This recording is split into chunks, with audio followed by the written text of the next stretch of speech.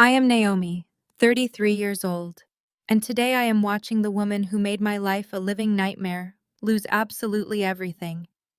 After my husband, a retired Army colonel, passed away, my mother-in-law looked me dead in the eyes and said she wanted the house, the family business, and every single asset he left behind. My attorney urged me to fight her with everything I had. Instead, I shook my head and told him to let her have it all. The entire courtroom thought I had lost my mind when I sat at the final hearing and signed every document handing over my entire life. She smiled like she had just won the lottery.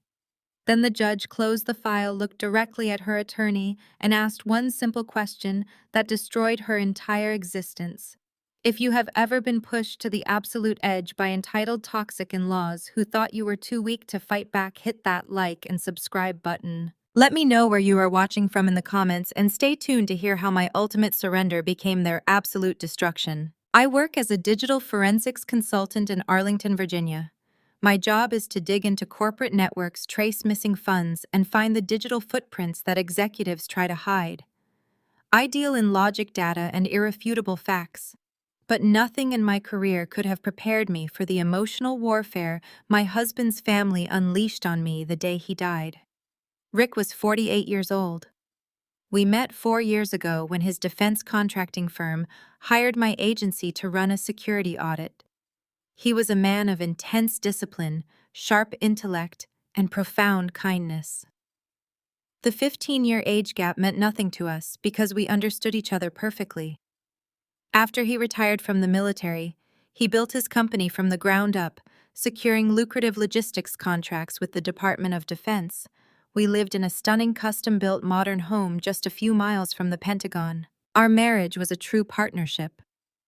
But to his mother, Beatrice, I was nothing more than an opportunistic gold digger who had manipulated her wealthy, distinguished son.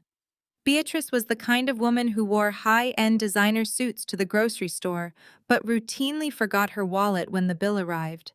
She was obsessed with status, old money prestige, and projecting an image of immense wealth, an image entirely funded by Rick. Then there was Kimberly, his 35-year-old sister. Kimberly had never held a job for more than 6 months. She lived in a constant state of delusion, believing she was a misunderstood business genius. The only redeeming quality of that family was Kimberly's husband, Jamal. Jamal was a brilliant African-American risk analyst who had somehow gotten trapped in Kimberly's web of chaos. He was quiet, observant, and the only person in that house who saw reality for what it was. The nightmare began on a Tuesday morning. I was in the middle of extracting encrypted emails for a corporate embezzlement case when my cell phone rang. It was Virginia Hospital Center. The voice on the other end asked if I was Naomi Montgomery and told me I needed to come to the emergency room immediately. My husband had collapsed while jogging. It was a severe brain aneurysm. The drive to the hospital was a blur of sheer panic and agonizing prayers. I abandoned my car in the emergency drop-off lane and sprinted to the front desk. A nurse with a somber expression pulled me into a private waiting room. The doctor stepped into the room and told me softly that he was gone before the ambulance arrived. It was catastrophic and instant. He did not suffer. The ground beneath my feet dissolved. I dropped to my knees, the air completely knocked out of my lungs. Rick, my rock, my partner, the man who had kissed my forehead just 3 hours ago, was dead. I sat on the sterile hospital floor, unable to breathe, unable to process the absolute devastation of my reality. Before I could even ask to see him, the door to the waiting room flew open. Beatrice and Kimberly stormed in, smelling of expensive perfume and entitlement. I looked up, expecting my mother-in-law to collapse in grief at the news of her firstborn son's sudden death. Instead, her eyes darted around the small room, entirely bypassing me. She marched straight up to the doctor.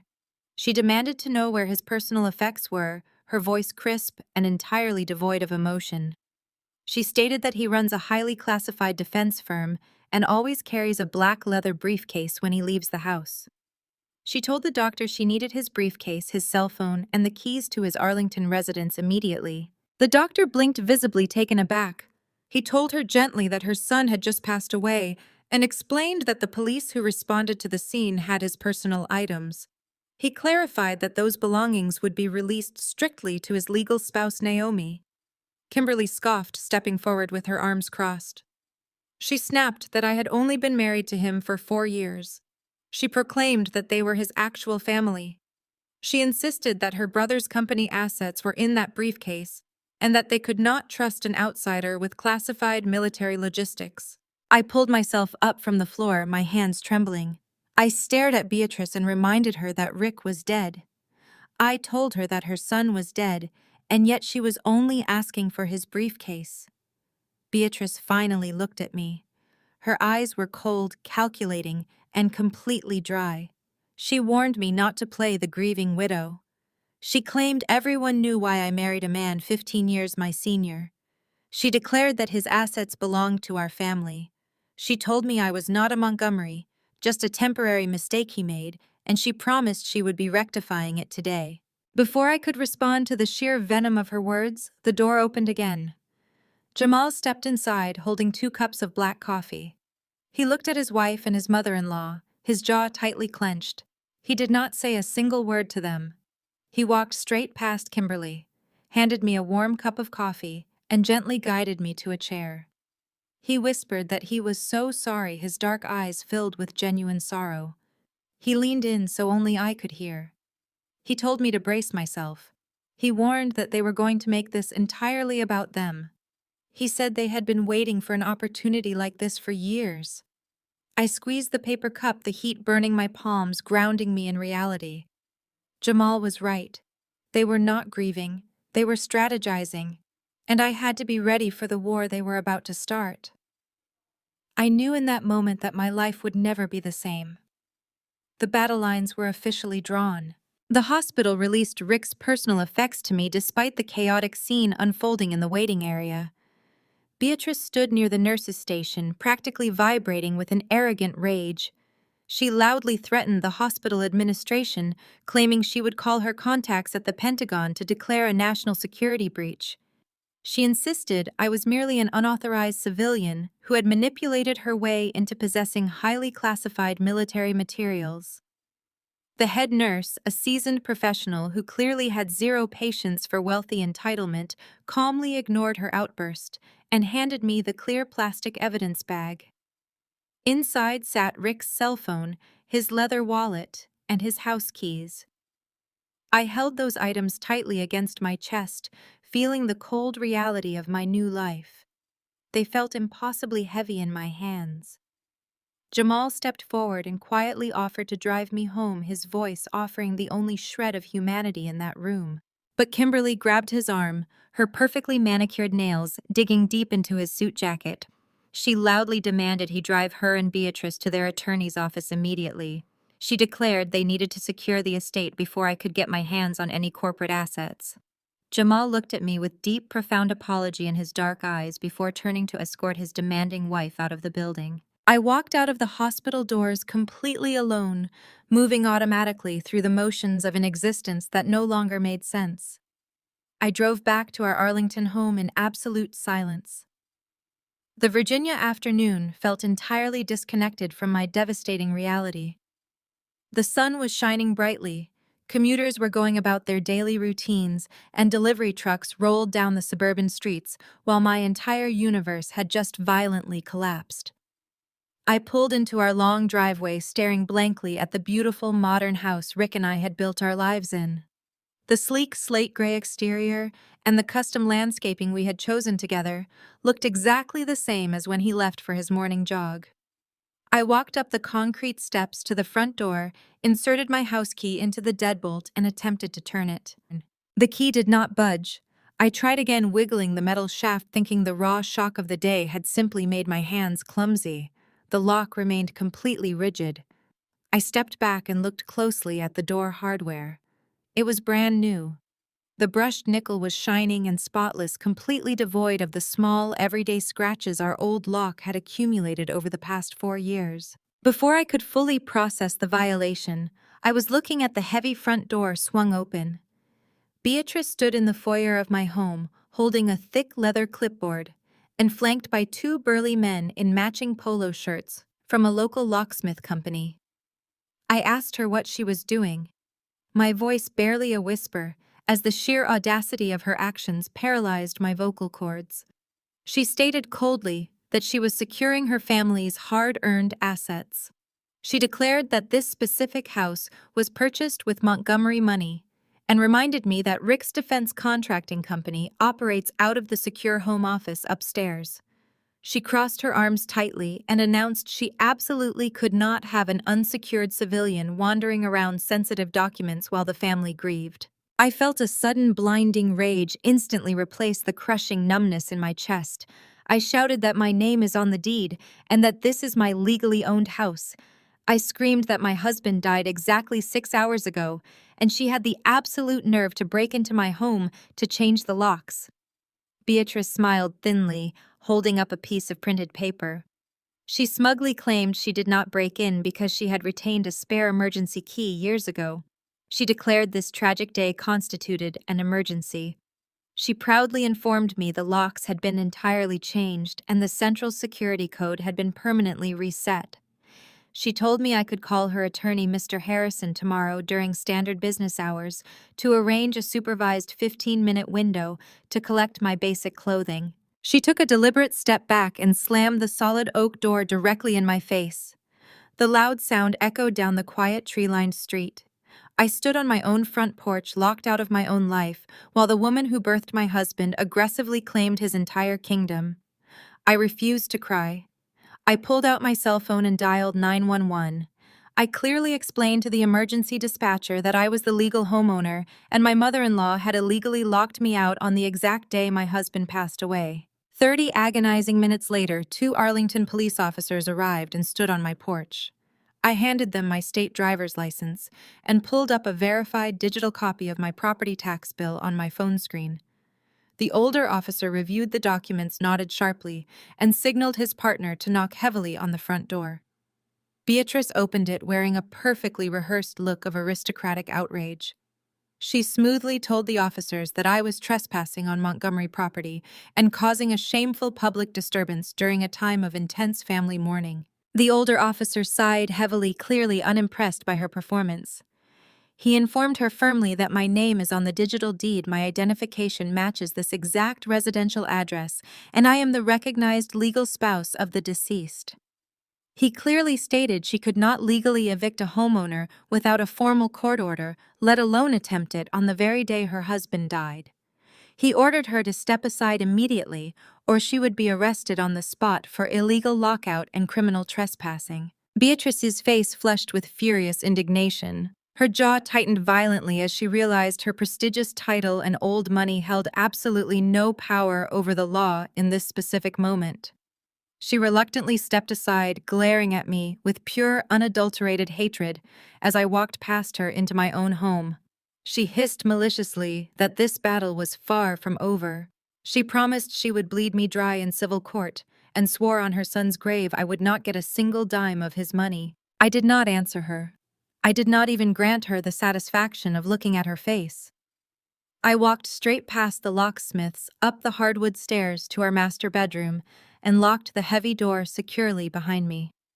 I sat down on Rick's side of the bed, buried my face deep into his pillow to breathe in the fading scent of his cologne, and finally let the devastating tears fall. 3 days later, the bitter reality of my new existence truly solidified into something I could no longer deny or escape. We held Rick's funeral at Arlington National Cemetery. Because of his highly distinguished military career and his impressive rank as an Army colonel, he was rightfully given full military honors. The sky that morning was a heavy, oppressive, overcast gray, perfectly matching the somber, devastating mood of the hundreds of people in attendance. The air was crisp and biting, carrying the quiet solemnity that only a place like Arlington can hold. Generals, high-ranking politicians, and powerful defense executives filled the rows of pristine white chairs set up on the perfectly manicured grass. They had all come to pay their respects to a man who had dedicated his life to his country and his work. I arrived wearing a simple, elegant black dress, my heart impossibly heavy with a grief that felt entirely physical. Every single step I took toward the gravesite felt like walking through wet setting cement. I clutched my small leather purse tightly, trying desperately to maintain my composure in front of Rick's esteemed colleagues and his loyal military brothers. As I walked slowly toward the front row, the specific row strictly reserved by rigorous military protocol for the widow and immediate family, Kimberly intentionally stepped right into the center of the aisle to block my path. She was wearing an extravagant, oversized black hat and a plunging designer dress that looked vastly more suited for a high-fashion gala than a solemn military funeral. She glared at me, her eyes narrowed with pure, unadulterated contempt. She stepped closer and aggressively put her hand flat against my chest to stop my forward momentum. She whispered fiercely that the front row is for immediate family only. She sneered that I had only been married to him for 4 short years, and that made me practically a guest in her twisted eyes. She ordered me to go find a seat in the back rows with his former civilian employees where I supposedly belonged. I stared at her genuinely, unable to comprehend the absolute depth of her cruelty on the exact day we were burying the man I loved. My mind raced, struggling to process how someone could be so vindictive while standing feet away from her own brother's casket. I kept my voice steady, but incredibly firm. I reminded her that I am his legal wife, his chosen partner, and I demanded she move out of my way immediately. Kimberly scoffed loudly enough for the highly respected people sitting in the second row to hear. She leaned in uncomfortably close, her heavy floral perfume suffocating me. She called me a pathetic gold digger who was about to be officially evicted from my own home. She proudly bragged that our mother had already spoken to the military liaison earlier that morning. She claimed Beatrice had officially secured the right to receive the folded American flag, ensuring I would get absolutely nothing from this ceremony. She told me to know my place and step back before she had security remove me for causing a disturbance. Before I could physically push past her to claim my rightful seat, a strong hand gently but firmly gripped Kimberly by the shoulder and forcibly moved her aside. It was Jamal. He looked at his wife with a potent mixture of profound disgust and utter exhaustion. He towered over her, his dark eyes flashing with a quiet, intense anger that demanded instant, absolute respect. He told her to go sit down right now, his voice dangerously low and completely uncompromising. Kimberly opened her mouth to argue, her face flushing red with sudden indignation, but Jamal hit her with a glare so chilling it instantly silenced whatever toxic words she was about to spew. He turned to me, his entire commanding demeanor softening into genuine empathy. He offered his arm with impeccable grace and kindness. He asked me to please allow him to escort me to my proper seat. He walked me directly to the center chair in the front row, the exact seat meant for the grieving widow. He completely ignored Beatrice and her furious glaring from 2 seats over. Throughout the entire solemn ceremony, as the 21-gun salute echoed sharply across the vast historic cemetery and taps played mournfully in the cool distance, Jamal stood right behind my chair, like a silent, unwavering guardian. I kept my eyes focused entirely on the polished wood of Rick's casket, refusing to acknowledge the hostile, aggressive energy radiating from my mother-in-law, sitting merely feet away. I focused on the beautiful memories of Rick, his warm laugh, his steady strength, his unwavering moral compass. Then came the defining moment of the service. The military honor guard approached our row holding the pristine, folded American flag tightly in his white-gloved hands. The commanding officer stepped forward with measured, precise military movements. Beatrice immediately extended her hands outward, her face rapidly arranged into a perfect mask of tragic, unbearable sorrow. She had clearly positioned herself for maximum visibility for the cameras she had undoubtedly called to cover the high-profile event. She leaned forward, fully prepared to play the role of the ultimate grieving mother, receiving the nation's profound gratitude. The tension in the air was palpable as everyone watched to see who would be honored. The commanding officer smoothly and deliberately bypassed Beatrice completely without so much as a single glance in her direction. He knelt directly in front of my chair. He held the beautifully folded flag out to me, his eyes filled with deep, profound respect for my husband and for my immense loss. He spoke the traditional words solemnly stating that on behalf of the President of the United States Army, and a grateful nation, he presented this flag as a symbol of our appreciation for my husband's honorable and faithful service. I reached out with trembling hands and took the heavy, perfectly folded flag, holding it tight against my chest like a physical shield. From the corner of my eye, I saw Beatrice's hands drop awkwardly back to her lap. Her carefully constructed mask slipped entirely, and her face twisted into an expression of pure, unadulterated fury. Her public humiliation was absolute and undeniable, witnessed by every four-star general defense contractor and politician present. The battle lines were now officially drawn, and she had just lost the very first major skirmish in spectacular fashion. The drive home from the cemetery was a silent blur of rain and flashing police escorts. The moment I walked through my newly rekeyed front door, the profound emptiness of the house hit me with a crushing physical weight. But I had absolutely no time to grieve or process the magnitude of my loss. The very next morning, before I could even pour a cup of coffee, a sharp, aggressive knock echoed through the foyer. I opened the door to find a legal courier standing on my porch. He handed me a thick, heavy manila envelope and walked away without a single word. Inside was a formal legal summons. It demanded my presence for a reading of the will scheduled for 10 o'clock that exact same morning. The location was the downtown Washington office of Harrison and Associates, a high-powered, aggressive law firm famous for handling vicious estate litigation. The timing of the summons was a deliberate, calculated ambush. Beatrice wanted me exhausted, traumatized, and entirely unprepared to defend myself. I dressed quickly in a dark, tailored business suit, forcing my trembling hands to remain steady as I buttoned my jacket. I drove into the city, fighting heavy morning traffic, while my mind raced through Rick's meticulous estate planning. We had drafted our wills together with his corporate legal team shortly after returning from our honeymoon. There should be absolutely no surprises to uncover. Rick was a man of extreme military precision, who handled classified logistics contracts for a living. He did not make careless legal errors. I stepped into the sprawling glass and steel lobby of the law firm and took the private elevator up to the penthouse floor. A receptionist led me down a long, silent corridor into a massive executive conference room overlooking the Capitol building. Inside the room, Beatrice and Kimberly were already seated comfortably on one side of the long, polished mahogany table. They were whispering excitedly to each other, their faces glowing with a predatory anticipation. They looked less like grieving family members who had just buried a son and brother, and more like corporate raiders awaiting a lucrative acquisition announcement. Beatrice wore a pristine white designer suit, signaling her complete abandonment of mourning attire. Jamal sat at the far end of the table, physically and emotionally, distancing himself from his wife and mother-in-law. His arms were tightly crossed against his chest, and his intense dark gaze was fixed out the window.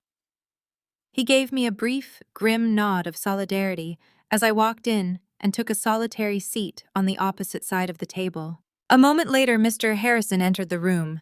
He was a man whose sharply tailored suit and predatory smile projected expensive, ruthless authority. He took his seat at the head of the table, cleared his throat loudly, and opened a thick, leather-bound folder. He stated in a smooth, practiced voice that we were gathered today to formally execute the last will and testament of Richard Montgomery.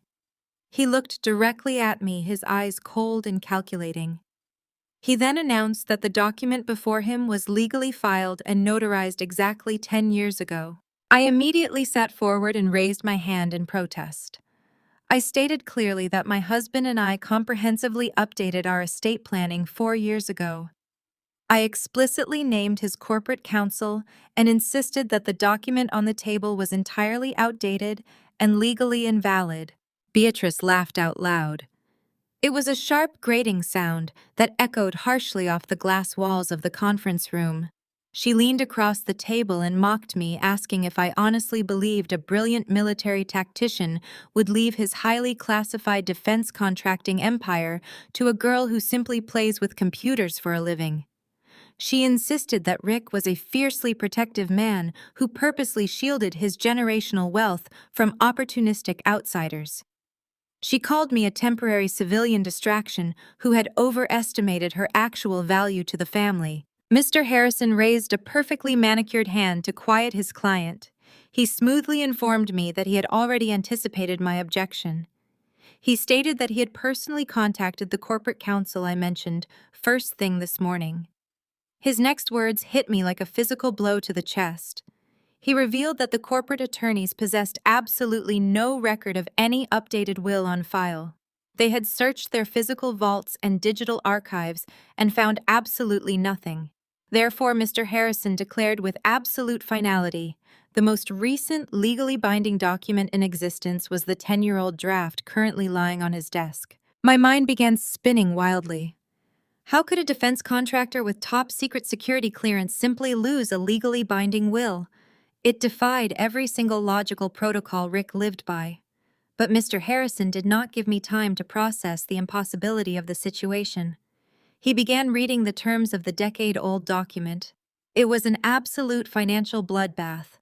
According to this outdated text, Rick left 100% of his defense company, his extensive financial portfolios, and all his physical real estate holdings directly to his mother Beatrice. Kimberly was explicitly named as the sole secondary beneficiary in the event of Beatrice's passing. I was not mentioned a single time. The document was written years before Rick even knew I existed. Mr. Harrison folded his hands neatly on the polished wood table and delivered the final devastating blow.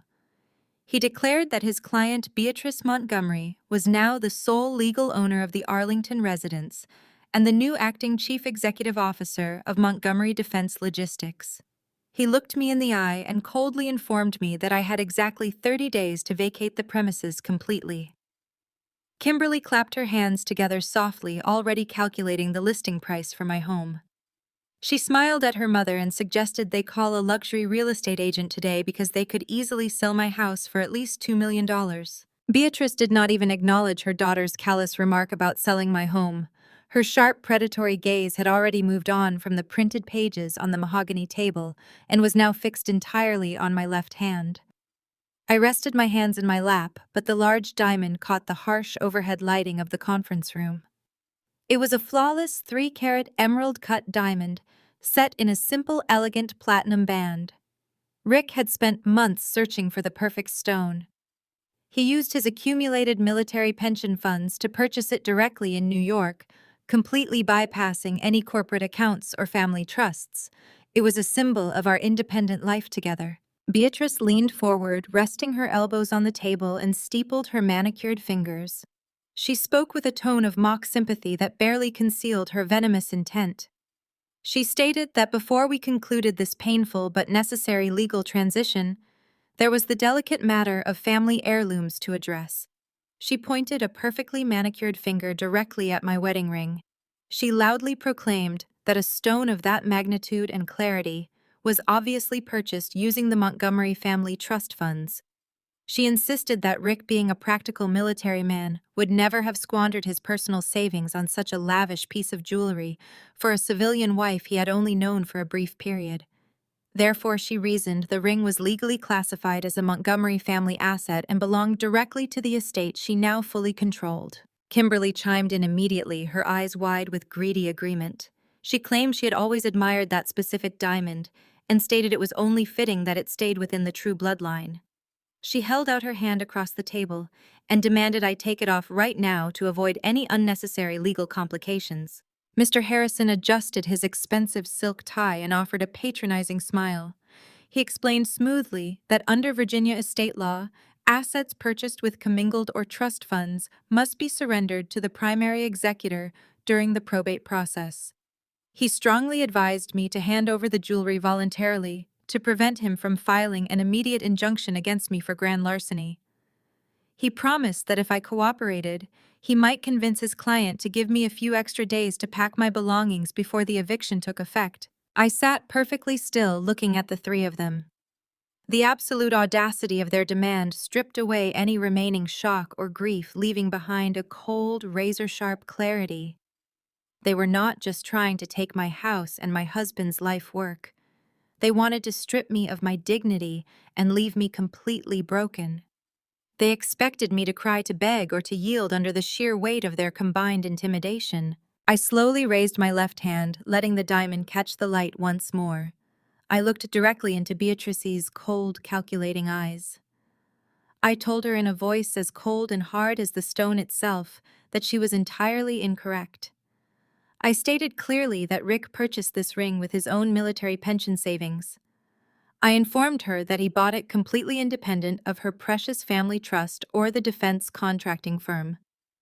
I told her it was a personal gift from my husband to me, and it had absolutely nothing to do with her or the outdated piece of paper lying on the table. Beatrice slammed her hand down on the polished wood. The sudden loud noise echoed sharply in the large room. She ordered me not to speak to her with such disrespect. She demanded I take the ring off my finger immediately, or she would have building security hold me until the police arrived to arrest me for stealing from her estate. She screamed that I was nothing but a temporary mistake and she was merely taking out the trash. I did not flinch. I did not raise my voice. I leaned forward, resting my own elbows on the table, mirroring her aggressive posture but radiating absolute unshakable calm. I told her no. The single word hung in the air, heavy and immovable. Beatrice blinked, her face flushing a deep, angry red. She asked me to repeat myself clearly, unable to fathom that someone was daring to defy her direct orders. I repeated the word no, but louder and more forcefully. I told her she had managed to dig up a decade-old document to steal my home and my husband's legacy, but she was absolutely not getting this ring. I challenged her to call the police right now. I told her to bring them up to the penthouse and explain how she intended to forcefully remove a wedding band from a grieving widow's hand based on a 10-year-old will that did not even mention the item. I told her that if she wanted this ring, she would have to take me to court and prove exactly how it was purchased. Mr. Harrison opened his mouth to issue another legal threat, but I cut him off instantly. I warned him that if he filed a frivolous injunction over a piece of personal jewelry, I would personally ensure he faced a disciplinary review for harassing a widow during an active probate investigation. I reminded him that I am a digital forensics consultant and I track corporate financial fraud for a living. I told him I could easily prove the origin of the funds used to buy the ring, and exposing his baseless threats would not look good for his prestigious law firm. Mr. Harrison snapped his mouth shut, his predatory confidence momentarily shaken by my direct factual counterattack. Jamal, sitting at the far end of the table, let out a short, low breath that sounded suspiciously like a suppressed laugh. He kept his eyes averted, but the slight upward tilt of his mouth betrayed his quiet approval of my absolute defiance against this corrupt family. I pushed my chair back and stood up. The mahogany legs scraped loudly against the floor, shattering the silence. I gathered my purse, refusing to look at Beatrice or Kimberly again. I told Mr. Harrison to expect formal communication from my legal counsel regarding the eviction and walked out of the conference room. I kept my posture rigid until the glass doors closed behind me. The moment I stepped into the elevator, the adrenaline faded. My hands shook violently as I pressed the button for the parking garage. They were going to take my home. They were going to erase my entire life with Rick using a paper signed before he knew my name. I navigated the Washington traffic in a complete daze. Yesterday, the police officers forced Beatrice to hand over a copy of the new house key. I gripped that metal key tightly as I walked up the front steps of the modern house Rick and I built together. I unlocked the heavy door and stepped into the quiet foyer. The silence was deafening. Without Rick's deep voice echoing from the kitchen, the space felt entirely hollow. Beatrice would undoubtedly file an emergency eviction notice tomorrow morning, using Mr. Harrison's aggressive legal tactics. I needed to pack the things that truly mattered before she sent movers to throw my life into garbage bags. I dragged several cardboard boxes up to our master bedroom and began the agonizing process of dismantling a marriage. I packed the photo albums from our honeymoon. I packed his favorite watches I had bought for our anniversaries. I carefully wrapped his military commendations and the few personal items holding deep sentimental value. Every item touched sent a fresh wave of devastating grief crashing over me. It felt incredibly wrong putting pieces of him into dark cardboard boxes. It felt like helping Beatrice erase his existence. After packing the bedroom, I walked down the hall to Rick's home office. The room smelled faintly of his cedarwood cologne and the rich leather of his executive desk chair. Beatrice had already hired a corporate firm to confiscate his primary work laptop, claiming it was sensitive company property. His large desk sat bare, stripped of its usual bustling activity. I stood in the doorway staring at his dual monitor setup. My grief suddenly collided violently with my professional instincts. I am a digital forensics consultant. I spend my entire life tracking down hidden assets, deleted communications, and secured servers. I began analyzing the situation not as a grieving widow, but as a corporate investigator. Rick was a former military intelligence officer who handled highly classified defense logistics contracts. He operated his entire life on the principle of extreme redundancy. He constantly preached that having one copy of anything meant having no copies at all. He was a man of intense precision and absolute calculation. He would never simply misplace a legally binding will. He would never leave his corporate empire vulnerable to a 10-year-old draft, especially knowing how greedy his mother and sister were. If his corporate counsel had no record of it, that meant Rick had intentionally bypassed them to set up something far more secure. If his primary legal documents were missing, he would absolutely have a backup. It would be a physical backup, something that could not be hacked, intercepted, or seized by opportunistic family members during a sudden crisis.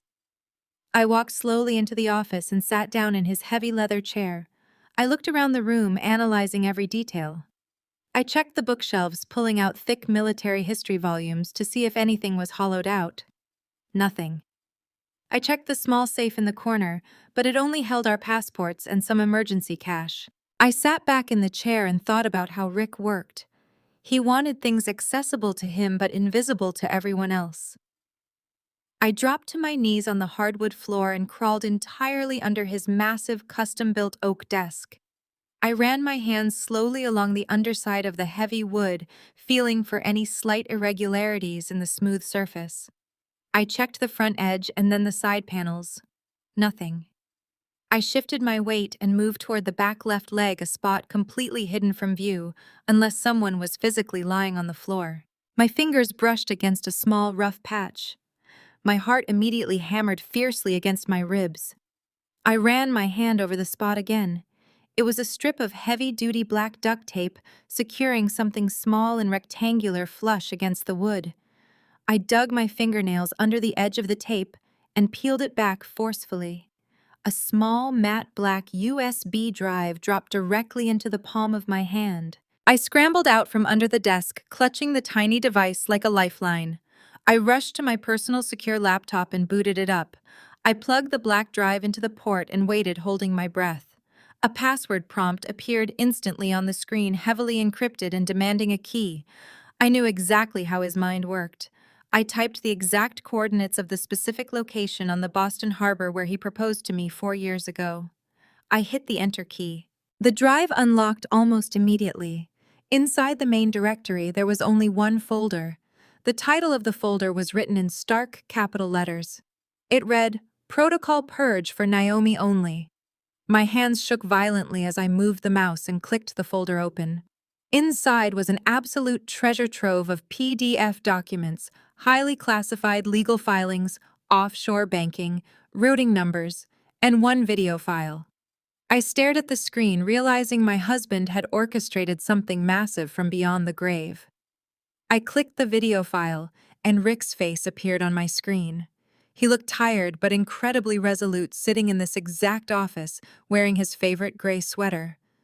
The real battle was just about to begin. "Naomi?" Rick began, his voice breaking the silence of the empty house and making my chest physically ache.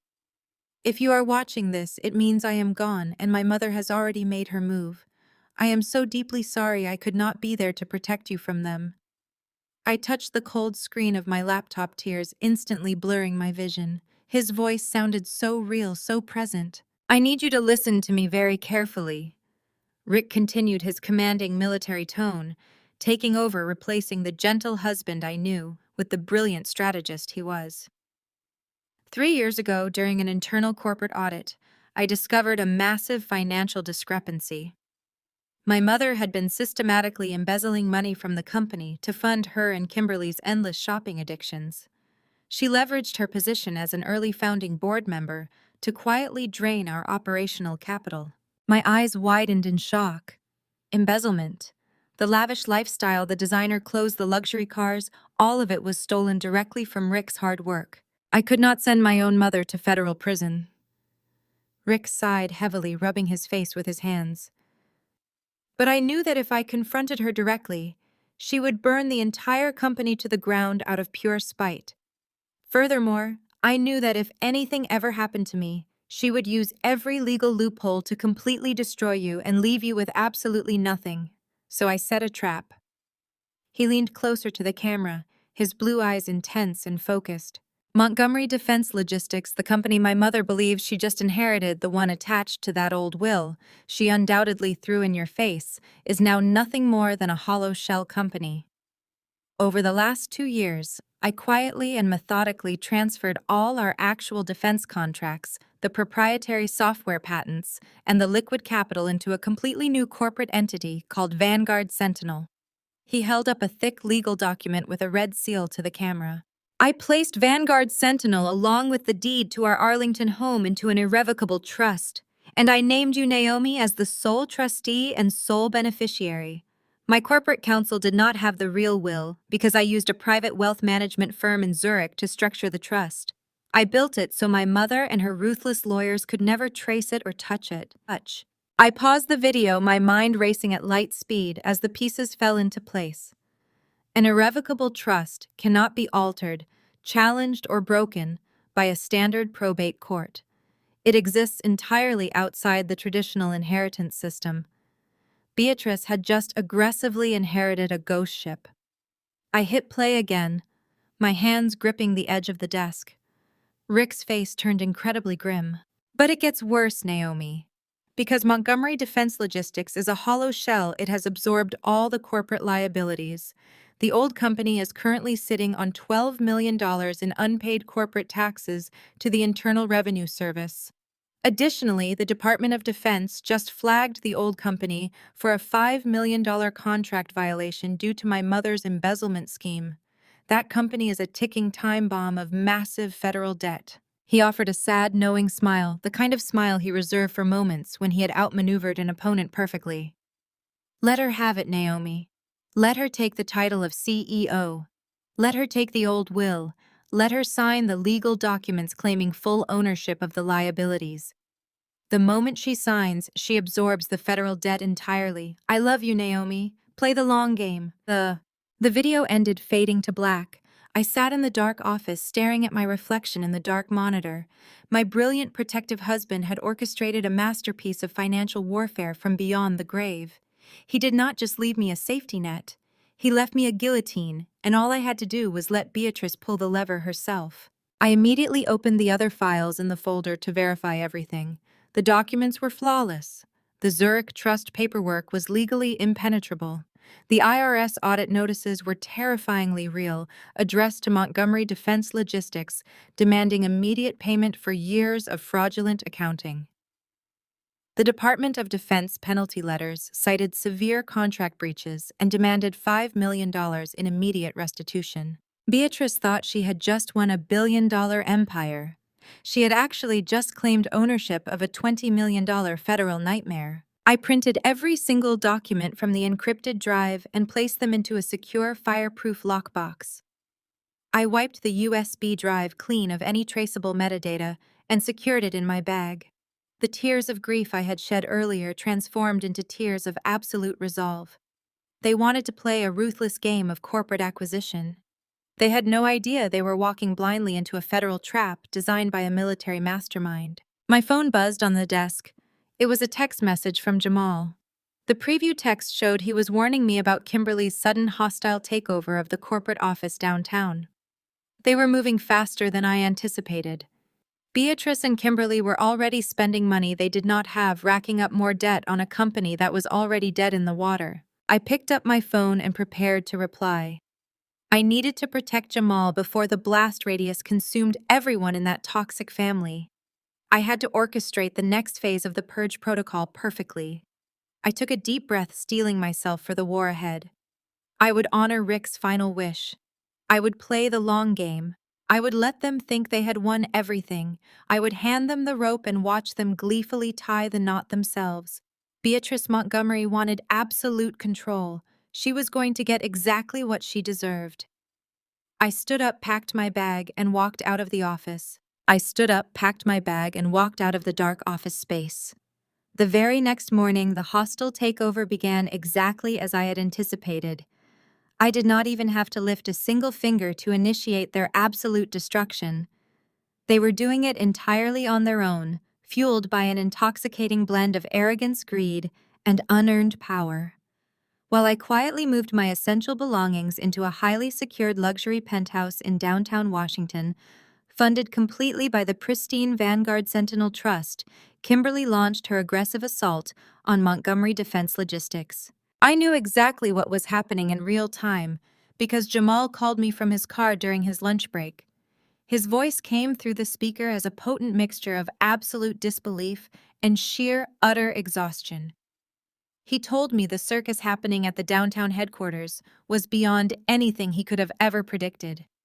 Kimberly had literally kicked the heavy glass front doors of the corporate office open at exactly 9 o'clock that morning. She marched right past the federal security desk without scanning a badge and demanded that the entire executive leadership team meet her in the main boardroom immediately. She strutted into the facility wearing a bright pink designer blazer, acting as if she had just conquered a small nation. Jamal painted an incredibly vivid picture of the sheer chaos that followed. Kimberly stood at the head of the massive conference table and officially named herself the new Chief Executive Officer.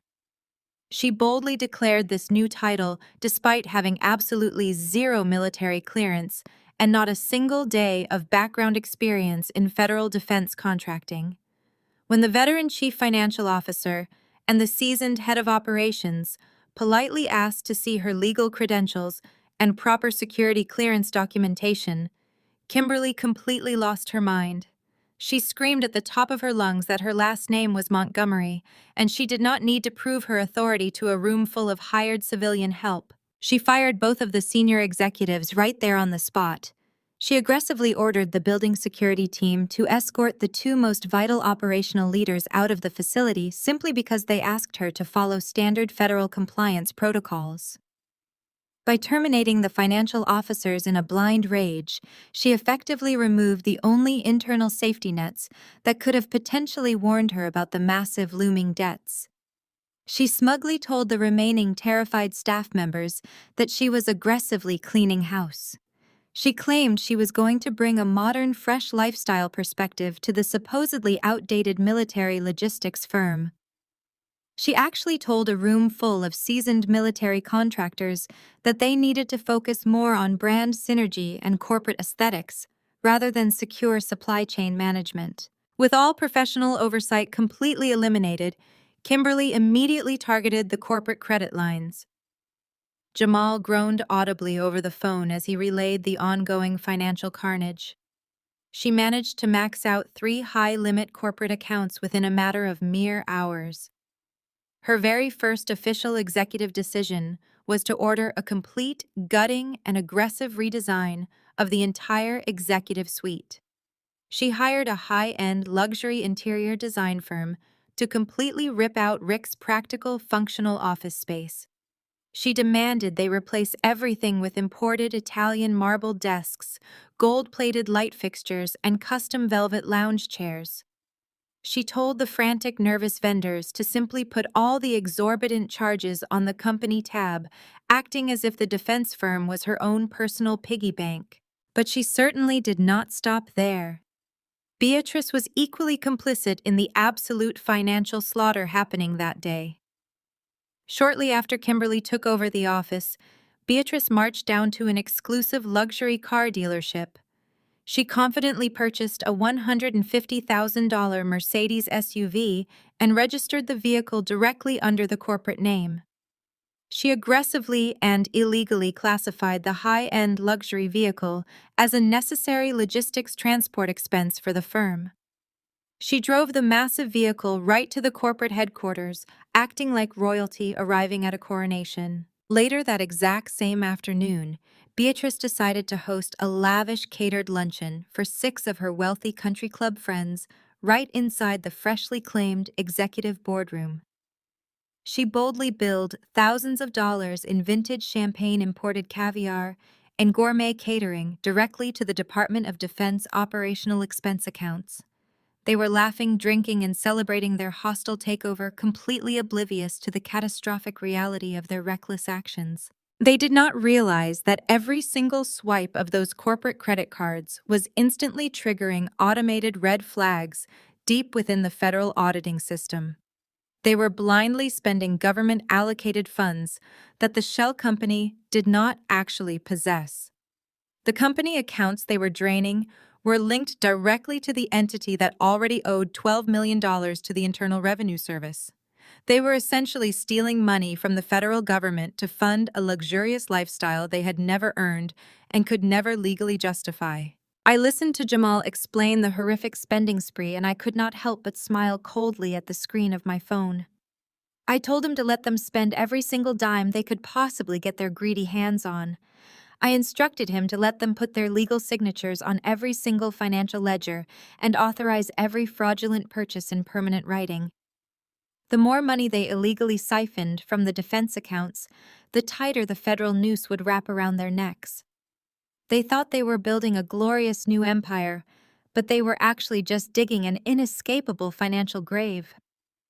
I knew the trap was set perfectly, and the countdown to their absolute destruction had officially begun. I strongly advised Jamal to keep his absolute distance, document his own innocence entirely, and quietly watch them fall from grace. He agreed silently on the phone, knowing his own escape from this deeply toxic family was absolutely paramount to his survival. Section 9, 1000 words. Jamal ended the call with me and sat in his parked car, staring blankly at the steering wheel. As a senior risk analyst for a major commercial bank, he read complex balance sheets the way ordinary people read the morning news. He understood the lethal consequences of financial negligence better than anyone. The erratic spending patterns he had just witnessed were not merely signs of poor management. They constituted a direct, flagrant violation of stringent federal contracting laws. He took a deep breath, tightly gripped his briefcase, and decided he had to try one last time to pull his wife back from the edge of a devastating federal indictment. He owed it to his children to at least attempt an intervention before the entire family structure completely collapsed under the crushing weight of Beatrice and Kimberly's unhinged greed. He drove directly to the Montgomery Defense Logistics corporate headquarters. The scene greeting him in the lobby was exactly the unmitigated circus I had predicted. The highly trained veteran security guards, who normally managed the heavily restricted defense facility, were entirely gone. In their place stood 2 confused-looking private security contractors checking badges with zero understanding of federal compliance protocols. Delivery workers were actively wheeling in massive boxes of expensive gourmet catering and enormous tropical floral arrangements. Jamal bypassed the chaotic reception area and strode purposefully toward the executive wing. He pushed open the heavy double doors leading to the main suite and immediately froze. The space was completely unrecognizable. The practical, sturdy oak furniture Rick had utilized for a decade to manage actual defense logistics was entirely gone. In its place sat an absurdly oversized slab of imported white Italian marble serving as a desk. Kimberly sat comfortably behind it, casually sipping a bright orange mimosa from a crystal flute. A thick stack of high-level corporate expense authorization forms sat scattered carelessly across the slick stone surface. Jamal walked into the room and firmly locked the heavy door behind him. He approached the extravagant desk, placing both of his hands flat against the cold marble. He looked down at his wife, his dark eyes filled with a desperate, intense urgency.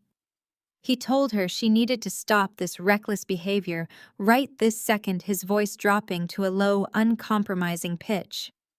He informed her that he had quickly pulled the preliminary corporate ledgers earlier that morning, right before she aggressively terminated the entire financial department. He stated clearly that she was completely misreading the active accounts and entirely misunderstanding the company's actual financial health. Kimberly rolled her eyes dramatically and set down her crystal champagne flute with a loud clink. She leaned back in her custom velvet chair and ordered Jamal to stop acting like he knew how to run a multi-million-dollar defense empire.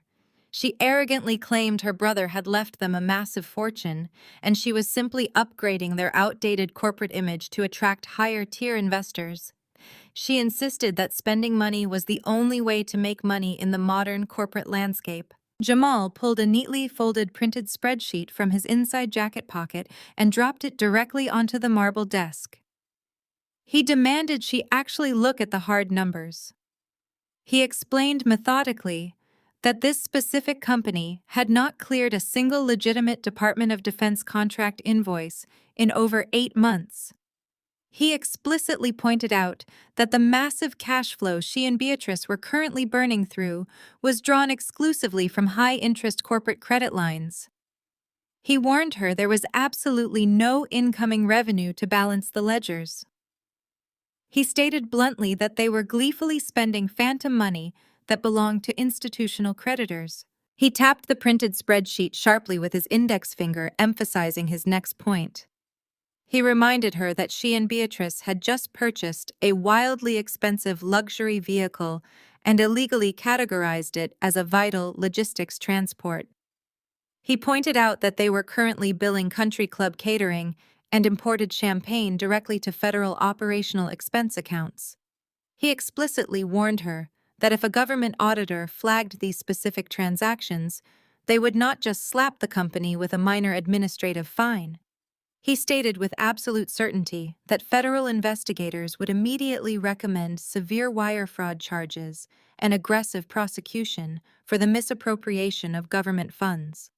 He told his wife point-blank that she was playing Russian roulette with the United States military and the Internal Revenue Service. Kimberly laughed out loud, a sharp mocking sound that echoed terribly in the redesigned office. She picked up a gold-plated pen and deliberately signed another massive expense invoice right in front of him. She confidently stated that she was the chief executive officer and her last name was Montgomery. She insulted his career, claiming he was just a glorified insurance adjuster who lacked the elite vision required to handle generational wealth. She told him that if he was too cowardly to enjoy the new empire, he could quietly go back to his boring cubicle and let the real executives handle the business. Jamal stood perfectly still, absorbing the blatant disrespect and the profound absolute ignorance of her words. He looked at the woman he had married and realized with absolute terrifying clarity that I had been completely right about everything. The ship was not just sinking, it was already at the bottom of the ocean, and Kimberly was proudly rearranging the deck chairs while bragging about the view. The toxic delusion running through her veins was entirely incurable. He realized in that defining moment that he could not save her from the federal consequences she was actively begging to receive. He picked up his printed financial spreadsheet, folded it carefully, and placed it securely back inside his suit jacket pocket. The desperate urgency completely vanished from his dark eyes, replaced by a cold, impenetrable wall of absolute resolve. He informed his wife she was completely right about exactly one thing. He stated that he did indeed lack the vision required to understand her unique business strategy. He turned around without uttering another word and walked out of the marble office, leaving her to her impending federal ruin. He walked straight to his car, pulled out his phone, and immediately dialed his family law attorney to initiate the emergency custody filings. The time for warnings had expired.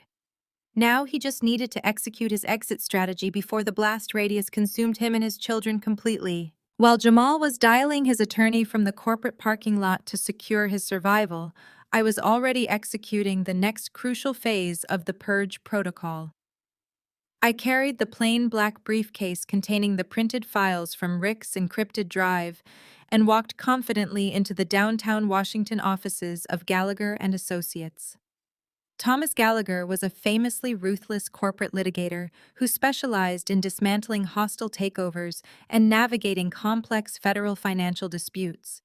He was expensive, highly aggressive, and absolutely perfect for the precise execution of my plan. I sat in his sprawling corner office overlooking the Potomac River and began laying out the printed documents directly onto his massive glass desk. I calmly explained the intricate web Rick had woven. I showed him the paperwork establishing the irrevocable trust managed in Zurich. I showed him the documents transferring all legitimate defense contracts and proprietary software patents to the new Vanguard Sentinel entity. Then I laid down the federal bombshells. I presented the official Internal Revenue Service audit notices demanding $12 million in unpaid corporate taxes and the Department of Defense penalty letters citing $5 million in fraudulent invoicing due to Beatrice's historical embezzlement. Gallagher adjusted his wire-rimmed glasses and read through the thick stack of papers in absolute silence. A slow, predatory smile began to spread across his face as he absorbed the sheer tactical brilliance of Rick's estate planning. He looked up at me with deep professional respect. He stated that my late husband was a financial genius and confirmed that the Zurich trust structure was absolute armor. He eagerly suggested that the moment we file these documents with the Virginia probate court, Beatrice's decade-old will become completely worthless. He promised he could have federal marshals at her house by tomorrow morning to freeze her personal assets for the historical embezzlement and crush her hostile takeover instantly. I leaned back in the leather guest chair and looked him dead in the eye. I told him no. I firmly rejected the idea of a quick, clean victory. I explained that if we crushed her right now, she would simply declare personal bankruptcy, hire a public relations firm, and play the tragic victim of a cruel misunderstanding. I wanted something far more permanent. I wanted her to willingly, knowingly, and enthusiastically step directly into the federal bear trap. I wanted her to legally bind herself to the massive corporate debt so tightly that she could never possibly escape it. Gallagher raised a skeptical eyebrow, clearly intrigued by my proposition. He asked how exactly I planned to convince a greedy, paranoid woman to voluntarily absorb $17 million in toxic federal liabilities without raising any immediate suspicions from her own highly paid legal counsel. I pointed directly to the deed of the Arlington house lying on his desk. I explained the specific mechanism of the trap. Right now, the physical property is technically shielded within my irrevocable trust. However, the old defunct shell company still holds a $3 million cross-collateralized mortgage tied directly to the property. Beatrice genuinely believes she owns the house purely because of the outdated 10-year-old will Mr. Harrison read to us yesterday. She desperately wants the physical real estate to prove her absolute victory over me and secure her social status among her wealthy elitist friends. I leaned forward, resting my arms on the glass desk. I told Gallagher I wanted to execute a formal quitclaim deed. I wanted to voluntarily sign over my legal rights to the Arlington house and officially surrender any and all claims to Montgomery Defense Logistics.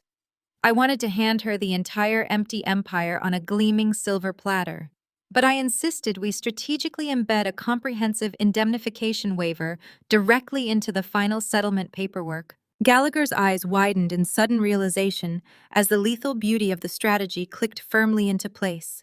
He explained that under strict corporate law, if I voluntarily surrendered my claim, and she officially accepted it via an indemnification clause, she would be legally declaring that she accepted 100% ownership of the assets alongside 100% of the assumed liabilities. By signing that specific waiver, she would be legally shielding me from the shell company's massive debts and taking the entire crushing federal burden directly onto her own shoulders. I nodded sharply, confirming his exact legal interpretation. I told him her arrogance and greed would completely blind her to the hidden danger. She firmly believes the defense company is a bottomless gold mine because she only sees the fake revenue reports she generated to cover her tracks. She will never bother to read the fine print regarding assumed liabilities. She will only see the word surrender, and she will desperately snatch the pen to sign it before I can ever change my mind. Gallagher let out a low whistle of profound appreciation, but his expression quickly turned serious. He warned me that this was a massive, incredibly dangerous risk to take. He stated that if Beatrice or her overly confident attorney, Mr. Harrison, figured out the true nature of the indemnification clause before signing, they could blow up the entire deal. They could drag the estate into probate court for years, tying up my resources and forcing a prolonged, agonizing legal battle that would drain both sides. He cautioned that everything depended entirely on her believing I was genuinely defeated and desperate to escape. I kept my voice cold, flat, and entirely devoid of any fear. I assured him she would not figure it out because she fundamentally underestimates me. She views me as nothing more than a weak, grieving civilian widow who is terrified of her old money power and aristocratic intimidation tactics. I promised Gallagher I would give them exactly the pathetic, broken performance they fully expected to see.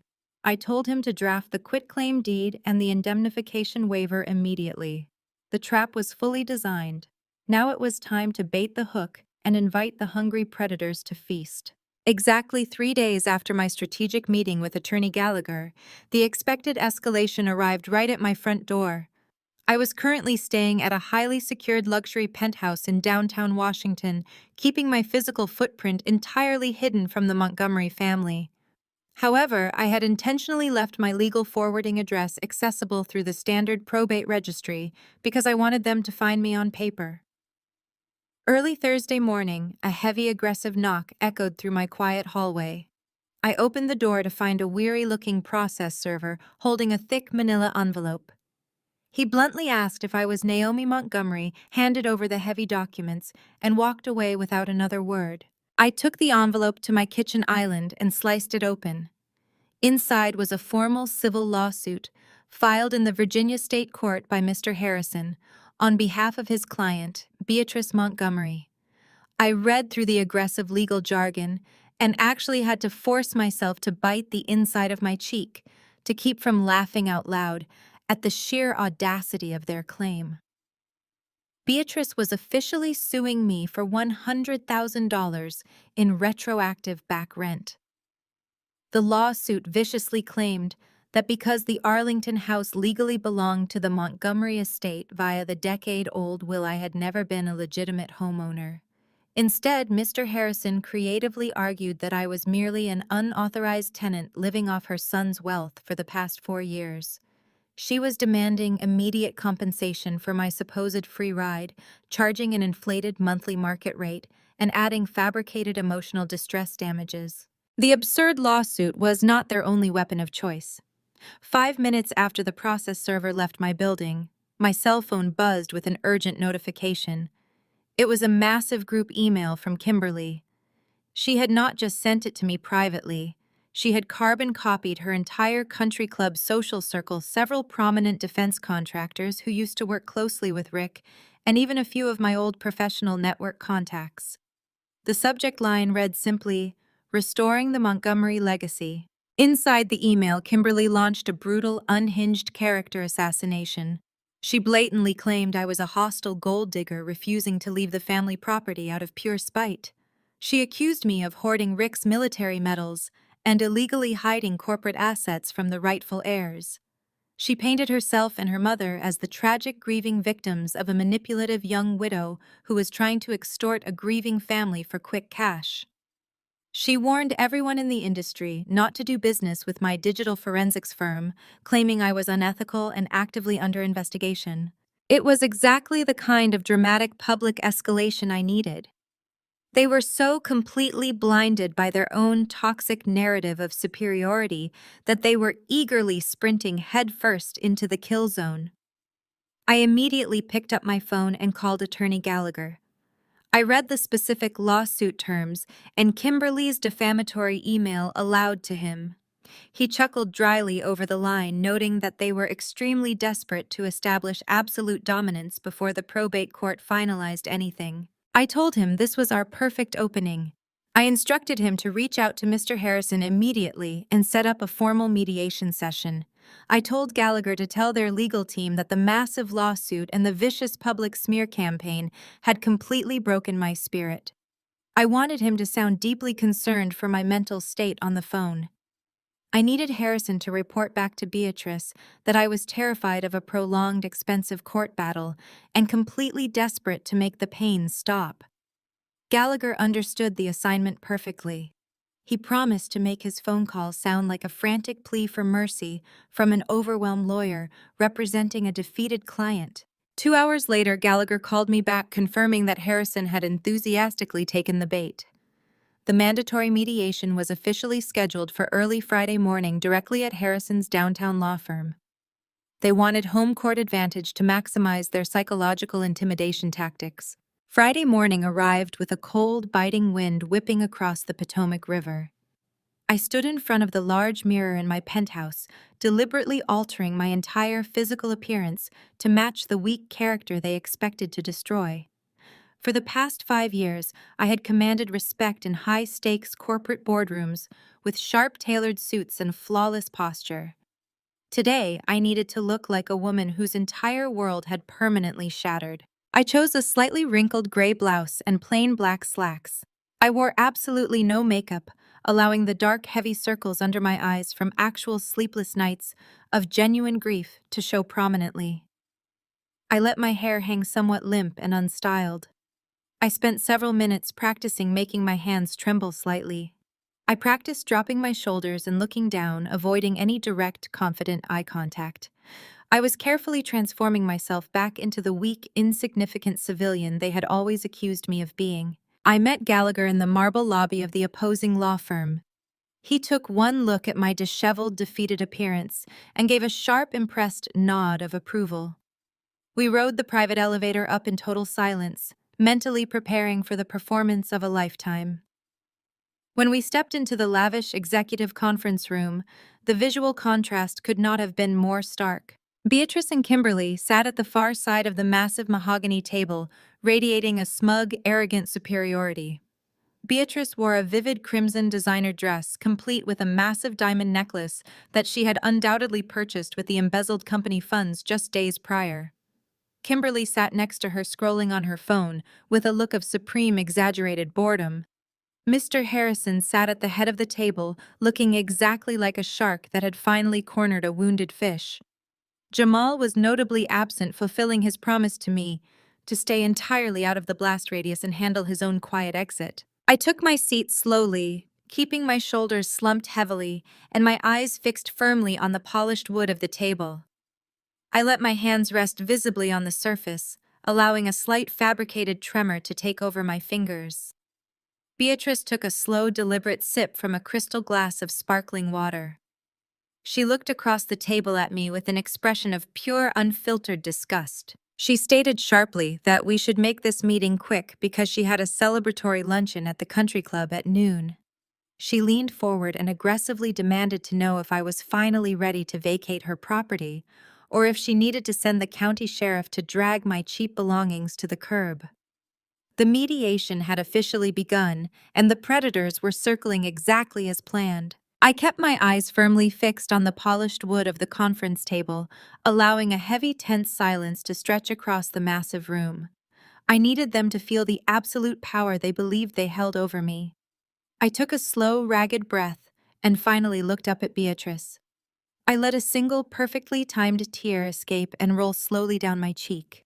I forced my voice to crack slightly, taking on the precise tone of a completely broken woman who had absolutely no fight left in her. I begged Beatrice to please show some small measure of mercy.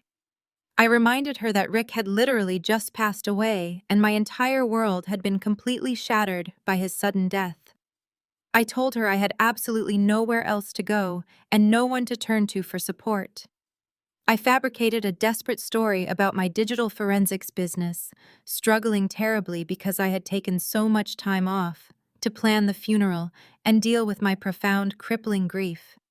I pleaded with her to understand that I was entirely out of resources and terrified of the massive $100,000 lawsuit she had aggressively filed against me for back rent. Beatrice leaned back in her expensive leather chair, her face radiating a terrifying level of smug satisfaction. She looked at me the way a person might look at a stray dog begging for discarded table scraps. She crossed her legs and deliberately adjusted the massive diamond necklace resting against her collarbone, as if reminding me of her supreme wealth. She stated coldly that my business failures and my severe lack of personal savings were absolutely not her problem. She declared that the Montgomery family had worked entirely too hard to build their generational wealth to simply hand it over to a reckless civilian who could not even manage her own basic finances. I swallowed hard, maintaining the careful illusion of absolute desperation. I leaned forward, gripping the edge of the mahogany table with visibly shaking hands. I asked her to please consider a highly reasonable compromise that would save everyone time and money.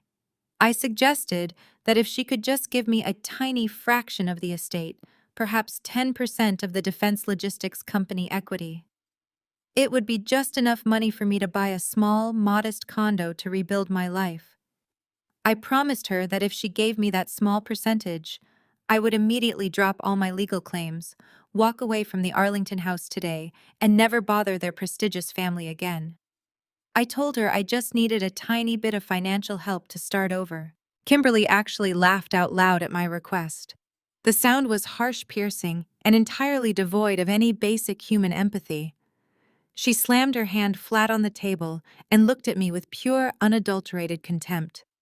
She asked me if I was completely delusional or just incredibly stupid. She stated that nobody gets a multi-million-dollar severance package simply for sleeping with her brother for 4 short years. She proudly announced that the company was a highly sophisticated military operation, and they were certainly not running a charity foundation for displaced gold diggers. She told me bluntly that I would get absolutely nothing, and I should be extremely grateful they were not pressing criminal charges against me for trespassing in their family home. Gallagher executed his crucial role in our theatrical performance flawlessly. He suddenly stood up, looking visibly flustered and deeply angry on my behalf. He aggressively addressed Mr. Harrison across the wide table, waving his legal pad. Gallagher argued loudly that my client was offering a highly reasonable and extremely generous compromise that would prevent years of painful litigation.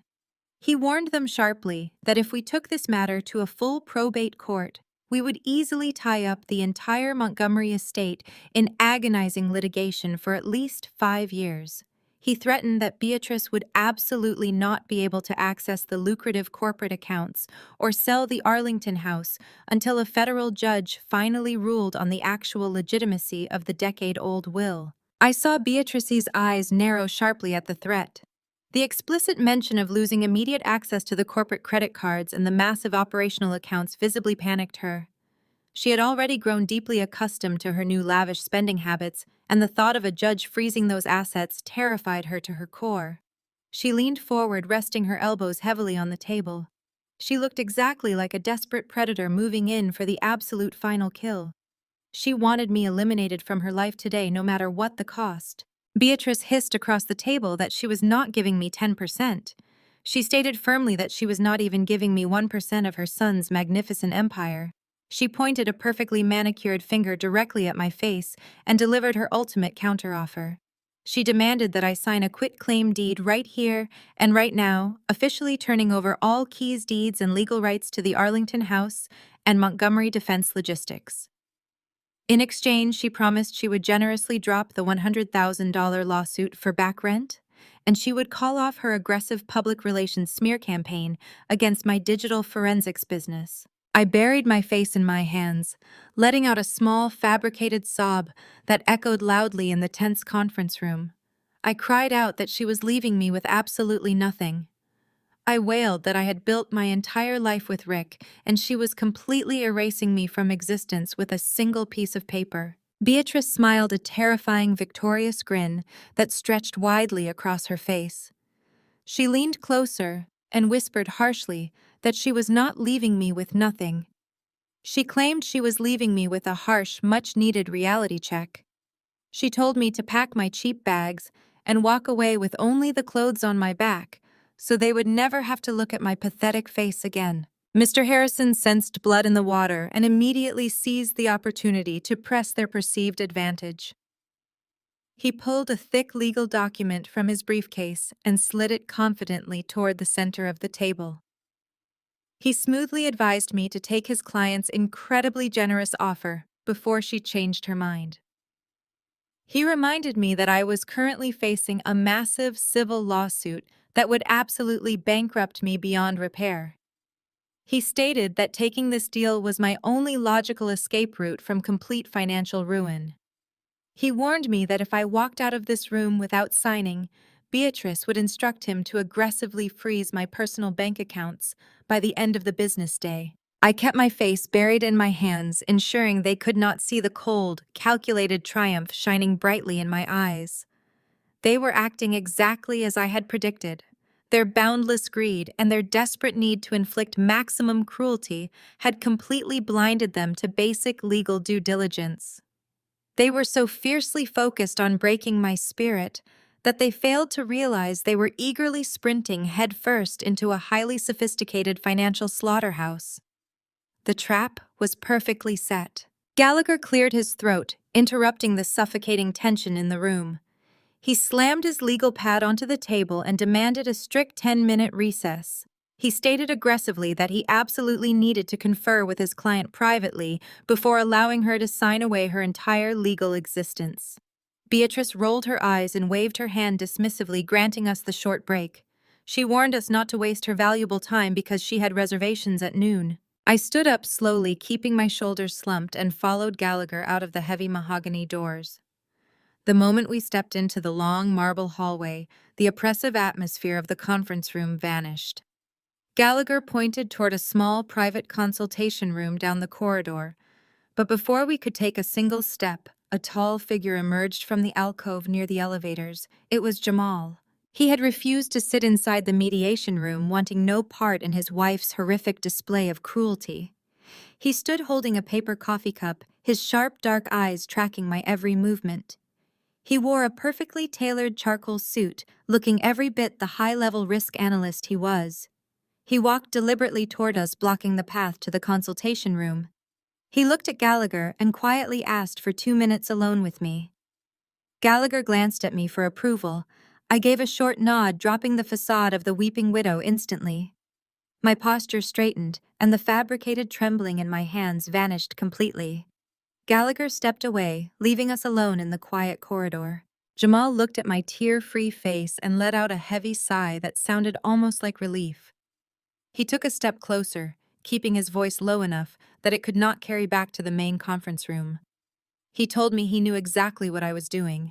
He said he had watched his wife and his mother-in-law gleefully terrorize me for years, and he knew I was far too intelligent to surrender an entire corporate empire for nothing. I kept my expression entirely neutral. I asked him what exactly he thought I was doing. Jamal shook his head, his mind working rapidly. He stated that he is a risk analyst who evaluates corporate liabilities for a living. He explained that before Kimberly fired the financial department yesterday, he had managed to pull preliminary ledgers from the company's servers. The numbers made absolutely no sense. He saw massive cash burns and zero incoming federal revenue. He leaned in closer, his voice dropping to a harsh whisper. He revealed that he knew the Arlington house was cross-collateralized. He had seen the commercial loan documents buried in the files. He explicitly told me that if I surrendered that property to them right now, they would drown. He asked me directly why I was willingly handing them a live grenade. I stood perfectly still, studying the man standing before me. Jamal was a good man trapped in a profoundly toxic marriage.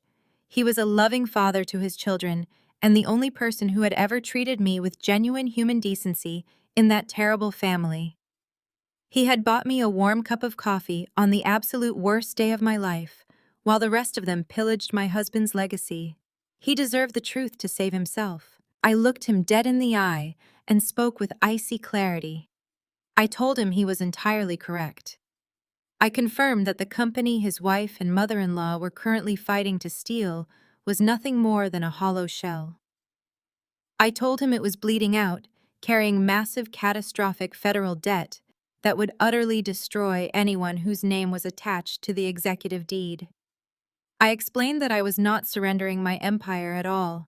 I was simply letting them enthusiastically claim ownership of a sinking ship while I safely sailed away on a luxury lifeboat. Jamal closed his eyes and let out a slow breath.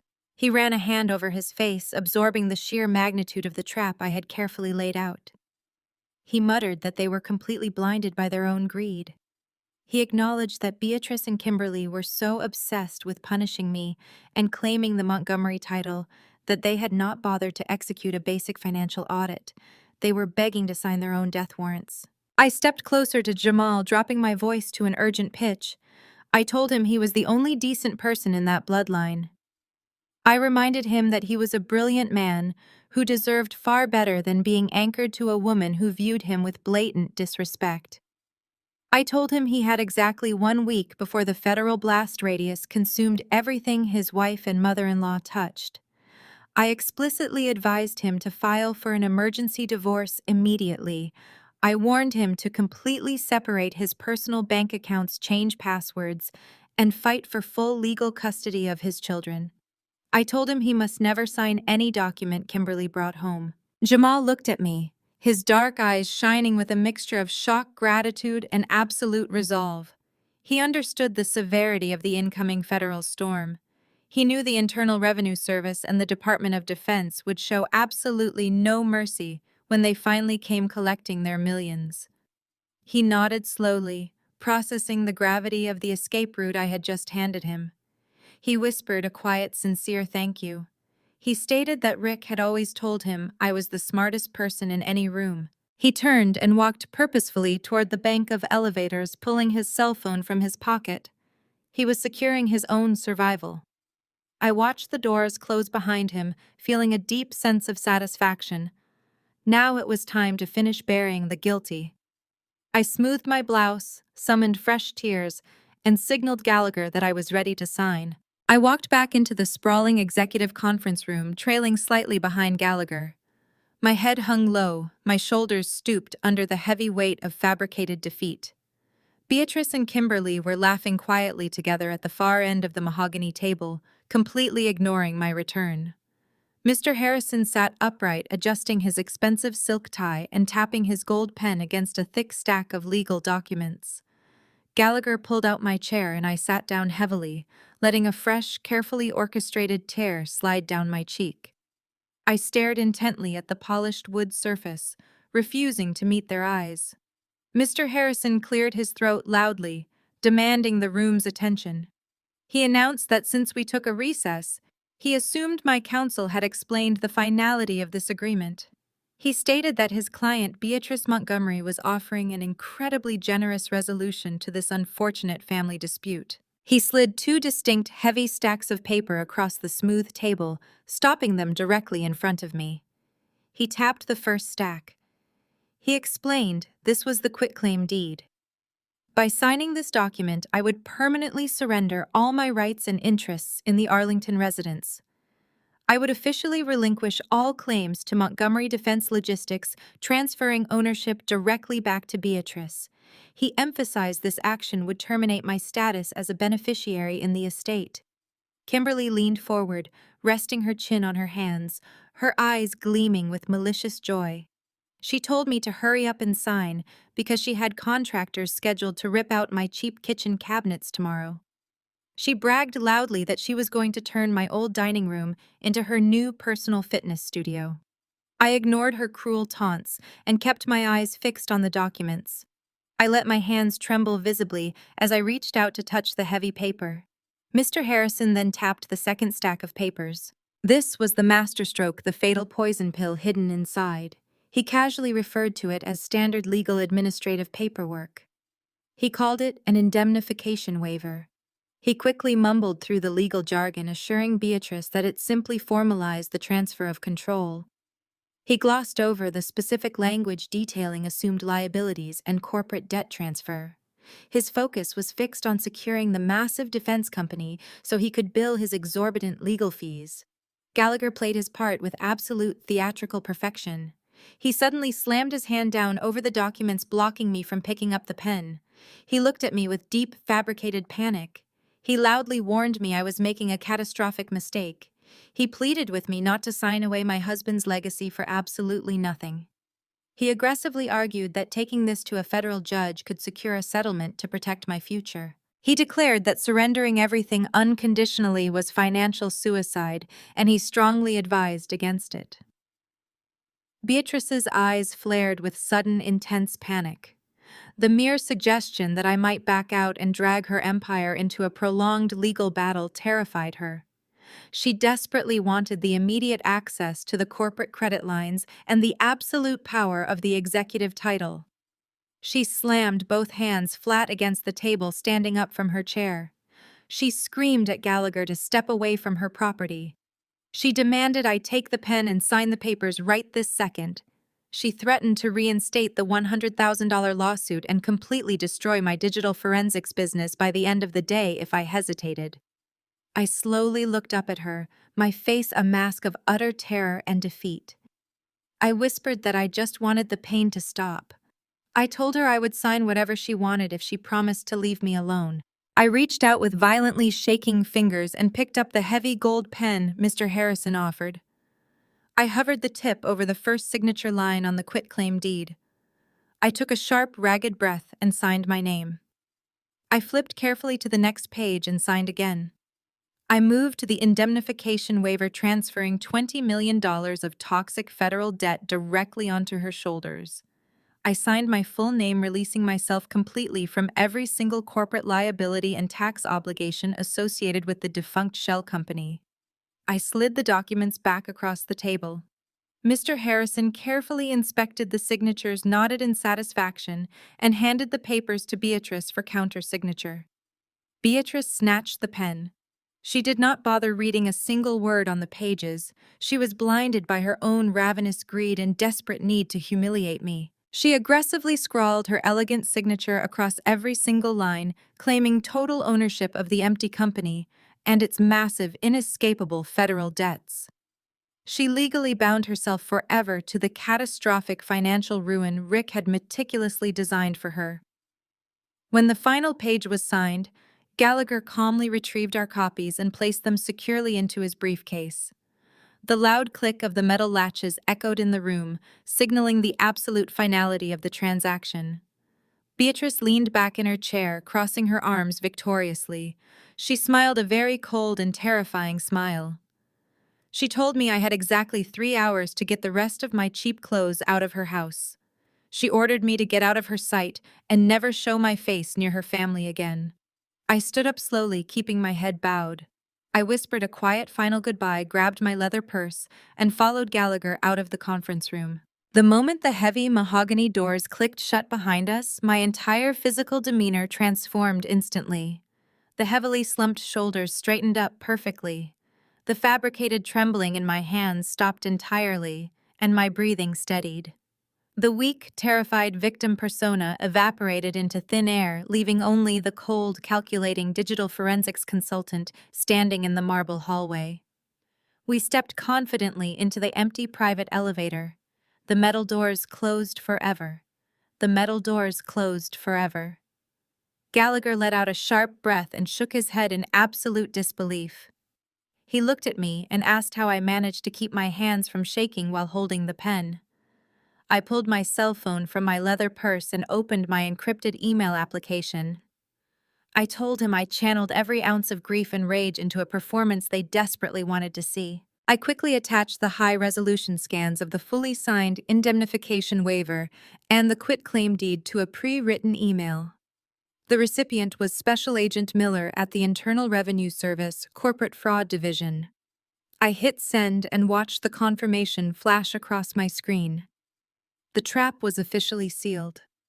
Over the next 3 weeks, I monitored the situation from the absolute safety of my highly secured downtown Washington penthouse. The Vanguard Sentinel Trust funded my new life, completely isolating me from the Montgomery family toxicity. I did exactly what my late husband instructed. I played the long game and waited for the perfect moment to execute the final strike. I spent those 3 weeks perfecting my new life. I hired a private security detail to ensure Beatrice could never find my physical location. I transferred the remaining legitimate defense contracts to the new corporate entity, completely securing my husband's actual legacy. The sheer audacity of their behavior during this waiting period was truly staggering. They threw lavish dinner parties completely funded by stolen government money. They bragged openly about their new wealth to anyone who would listen. They believed they were invincible. They believed they had outsmarted everyone. During those 21 days, Beatrice and Kimberly threw themselves a massive victory parade. I received quiet updates from my remaining contacts in the defense contracting industry. Kimberly had aggressively rebranded the military logistics firm. She painted the executive suite walls blush pink and tried to secure meetings with lifestyle influencers instead of generals. Beatrice was even worse. She bought a $150,000 luxury vehicle using the corporate accounts and billed extravagant country club luncheons to the Department of Defense. They were blindly spending government money that the hollow shell company absolutely did not possess. They believed they were building a glorious new empire, but they were actually digging an inescapable financial grave.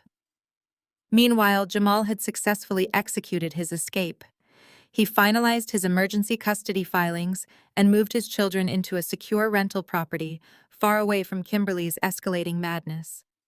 He sent me one brief encrypted message, thanking me for the vital warning. I deleted the message immediately to protect his deniability. He was safe, and the blast radius was now perfectly contained around Beatrice and her daughter.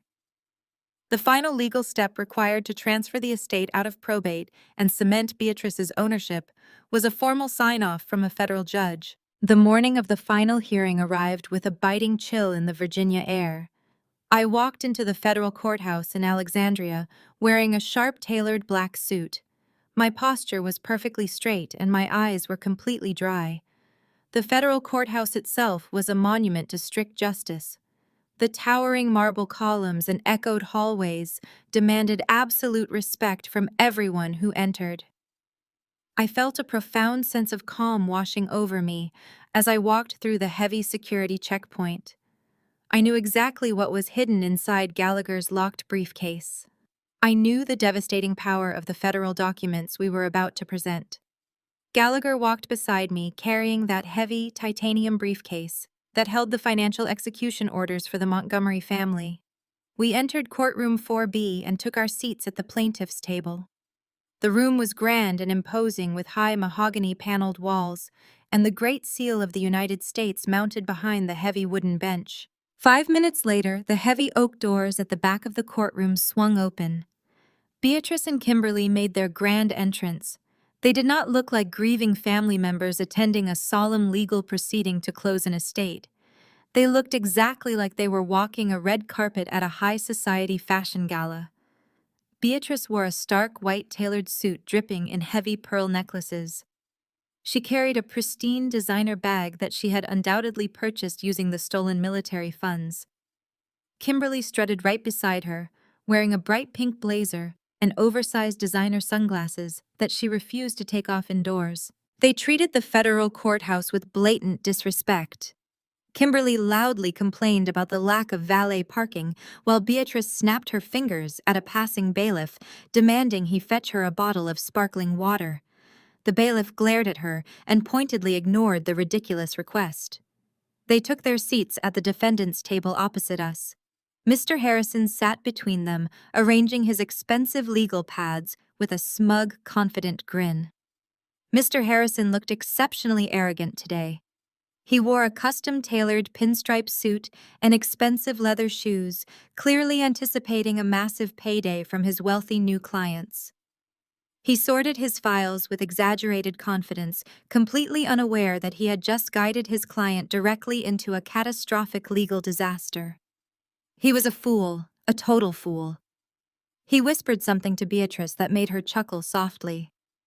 Beatrice caught my eye across the center aisle. She leaned forward, resting her diamond-covered hands on the table, and flashed me a look of pure, venomous triumph. She silently mouthed the word loser directly at me. I did not react. I simply held her gaze with a cold, deadpan expression. The heavy wooden door behind the bench opened and Judge Harmon entered the room. She was an older, no-nonsense federal magistrate, famous for her absolute zero-tolerance policy regarding courtroom theatrics. Everyone stood up as she took her seat and adjusted her reading glasses. She opened the thick file containing the Montgomery estate documents and frowned deeply. The final battle was officially starting right now. Judge Harmon closed the manila folder and folded her hands on the bench. She shifted her sharp gaze toward the defendant's table. She stared at Mr. Harrison for a long, uncomfortable moment. The silence in courtroom 4B stretched out, becoming heavy. Beatrice shifted in her seat, her leather designer bag creaking slightly. She looked annoyed by the delay, clearly expecting a quick rubber stamp approval so she could return to spending government money. Judge Harmon cleared her throat. She stated, "We were here today to finalize the estate transfer of Richard Montgomery to Beatrice Montgomery, pursuant to the mediation agreement and the indemnification waiver signed exactly 3 weeks ago." She slowly asked if all parties were ready. Mr. Harrison stood up immediately, projecting supreme confidence. He buttoned his expensive suit jacket and offered a practiced, smooth smile. He loudly proclaimed his client was completely ready. He stated Beatrice was here to formally accept the legal transfer of the Arlington residential property and assume 100% ownership of Montgomery Defense Logistics. He asked the court to close the estate immediately so his client could continue managing her late son's empire. Beatrice smiled brightly at the judge, completely oblivious to the legal storm brewing directly above her head. She sat up straighter, expecting the judge to congratulate her on her massive acquisition. She adjusted her pearls, making sure everyone was watching her triumphant moment of absolute victory over her civilian daughter-in-law. Judge Harmon did not smile back. She picked up a specific piece of paper from the file. It was the indemnification waiver. I recognized the blue notary stamp from across the room. Judge Harmon adjusted her reading glasses and looked intensely at Mr. Harrison. She told him she needed to ask him a very specific question. The judge calmly asked Mr. Harrison if he had clearly and explicitly explained the full legal definition of assumed liabilities to his client when she signed the formal indemnification waiver. Mr. Harrison blinked rapidly. His confident smile faltered before he recovered his arrogant composure. He waved his hand casually. He claimed it was just standard liability assumption for a routine corporate transition. He stated any active business has minor operational debts, and his client was fully prepared to absorb the standard accounts payable. He tried to assure the judge that it was all standard boilerplate legal jargon. Judge Harmon slammed her hand flat against the bench. The loud smack made Mr. Harrison jump physically. She warned him sharply she did not need a lecture on boilerplate terminology. She leaned over the bench. She asked him directly if he had reviewed the current federal tax status and the Department of Defense audit logs before allowing his client to assume total financial responsibility. The color began to drain from Mr. Harrison's face. He stammered slightly, looking down at his notes. He admitted he had not pulled a secondary federal audit because the mediation was rushed by his client, who wanted immediate possession of the physical real estate. Beatrice could not stand the sudden shift in tone. She stood up abruptly, her heavy pearl necklaces clanking against the table. She loudly interrupted the judge, stating she did not see why any of this tedious paperwork mattered. She arrogantly proclaimed her late son's company was worth tens of millions of dollars.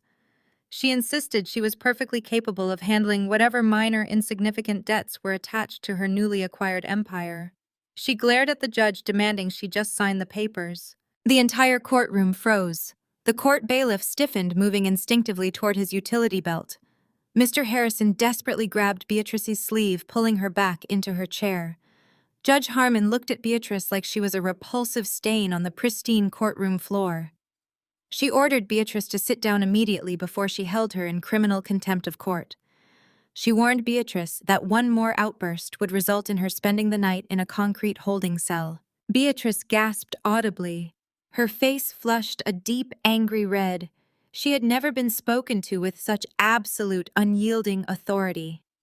She sank slowly back into her leather chair, her hands trembling slightly as the reality of a federal courtroom finally began to pierce her thick bubble of aristocratic delusion. Kimberly shrank back in her seat, pulling her designer blazer tightly around herself. suddenly realizing this was not a social event they could manipulate. Judge Harmon turned her sharp gaze back to the defense attorney. She told Mr. Harrison that his absolute failure to perform basic financial due diligence on a federal defense contracting firm before allowing his client to sign an indemnification waiver bordered on legal malpractice. She stated the document Beatrice signed legally transferred every single financial burden tied to that specific corporate tax identification number. Mr. Harrison swallowed hard, sweat visibly beading on his forehead. He tried to argue the business transfer was simply an administrative inclusion to satisfy my client's demand to walk away cleanly.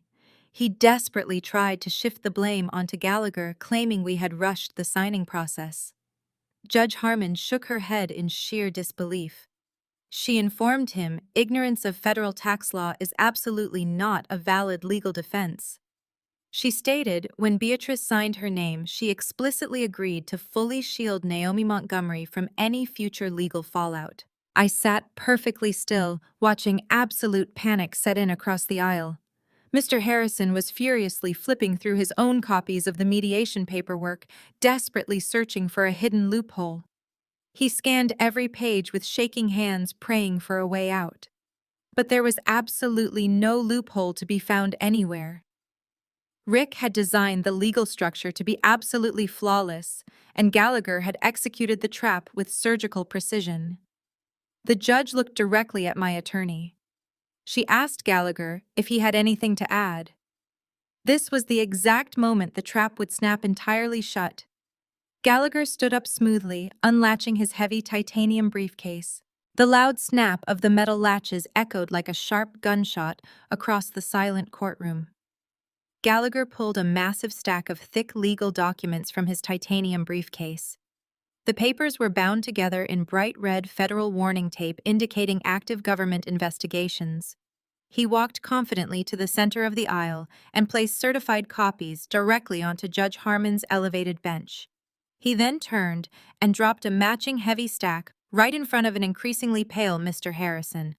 The loud thud made Beatrice flinch visibly in her leather chair.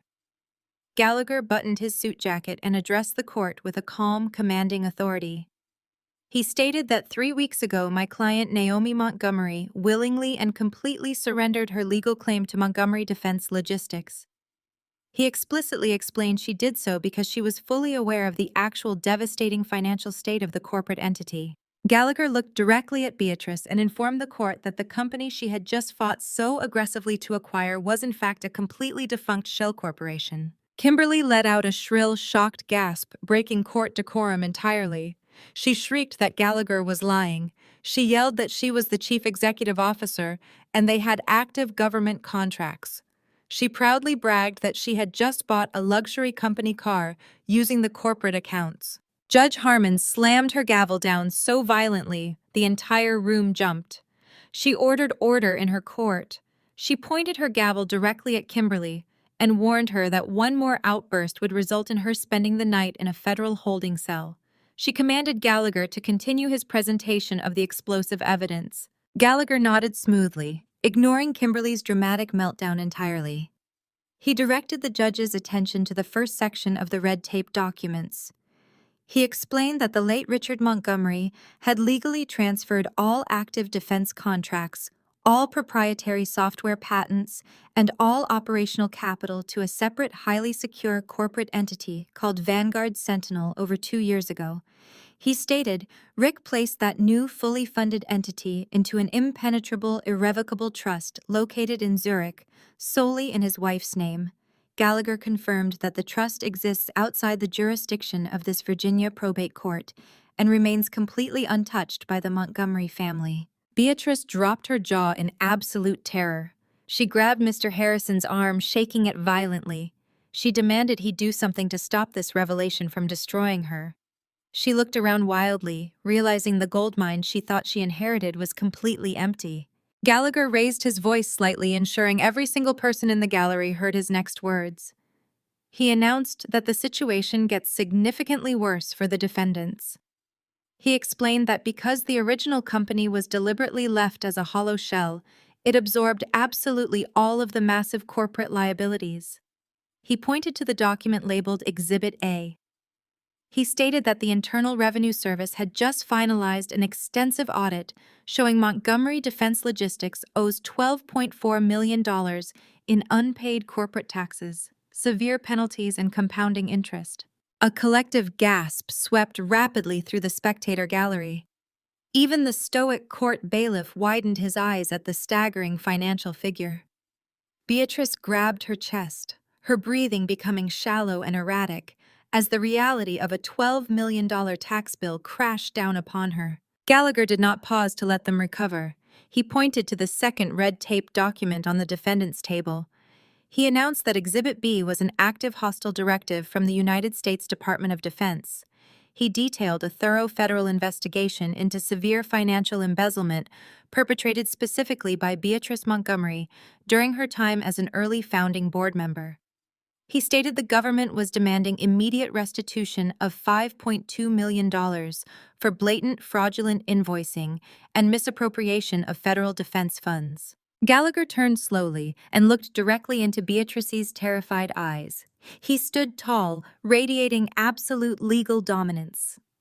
He stated firmly that Beatrice had actively stolen from the United States military to fund her lavish lifestyle, and the government had come to collect their stolen millions. Kimberly started hyperventilating, backing away from her mother as if Beatrice were suddenly radioactive. She stammered out loud that she had spent $200,000 on corporate credit cards just this week. She looked at her mother in sheer panic, asking if the military was going to arrest them for fraud. Mr. Harrison frantically flipped through the red-taped documents, his hands shaking uncontrollably. He was desperately searching for any technicality, any tiny clerical error that could save his prestigious law firm from this unmitigated disaster. He stammered to the judge, claiming his client was never informed of these audits. He argued this was a clear case of fraud by omission. He begged the court to retract the signature and completely invalidate the signed waiver. Gallagher roared back, completely dominating the courtroom. He forcefully stated that Mr. Harrison could not legally retract a notarized indemnification waiver that his own firm drafted and aggressively bullied my client into signing. He reminded the judge that Beatrice did not ask for a forensic financial audit because she was entirely too busy trying to steal my client's lawful inheritance and evict a grieving widow from her home. Gallagher stated fiercely that Beatrice signed the document freely, enthusiastically, and then immediately bragged about her hostile acquisition publicly on social media. I sat perfectly still, absorbing the magnificent execution of Rick's final protective strategy. They had absolutely no idea they were aggressively digging their own inescapable federal graves. I watched Beatrice hyperventilate, her face turning an unhealthy shade of purple, as her entire aristocratic facade burned to ash right in front of the stern federal magistrate. She had demanded total control of her son's massive empire, and now she was suffocating under the crushing, undeniable weight of its perfectly engineered destruction. The trap had closed perfectly and flawlessly, and my absolute victory was now totally secure. Gallagher did not let the deafening silence linger for more than a few seconds. He turned his attention back to the bench and pointed directly at the final red-taped document resting in front of the judge. He announced that Exhibit C was the absolute final piece of the financial puzzle my mother-in-law had so eagerly demanded to own. He explained that the beautiful Arlington residential property Beatrice Montgomery had successfully extorted during our mediation session was currently carrying a massive hidden burden. Gallagher stated clearly that the property was legally cross-collateralized against a $3 million commercial loan tied directly to the failing shell company. The house she thought was her ultimate prize was completely underwater and actively facing commercial foreclosure proceedings by the end of the business week. In total, Gallagher announced, his voice booming across the grand courtroom, the corporate entity Beatrice Montgomery just assumed 100% legal ownership of is carrying approximately $20.6 million in toxic immediate federal and commercial debt. He turned to face the defendant's table, pointing a sharp accusing finger at the horrified mother and daughter duo. He stated that by signing the indemnification waiver, she explicitly and legally shielded my client, Naomi Montgomery, from any financial or legal fallout. Beatrice Montgomery is now solely and personally liable for the United States government's aggressive collection efforts. The courtroom remained completely silent.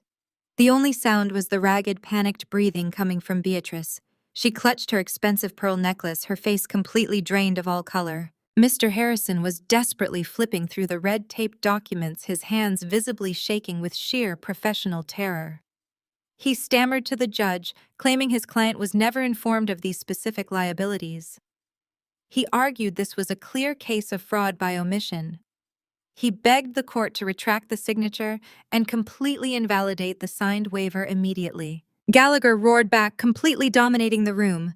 He forcefully stated that Mr. Harrison could not legally retract a notarized indemnification waiver that his own highly paid law firm drafted and aggressively bullied my client into signing.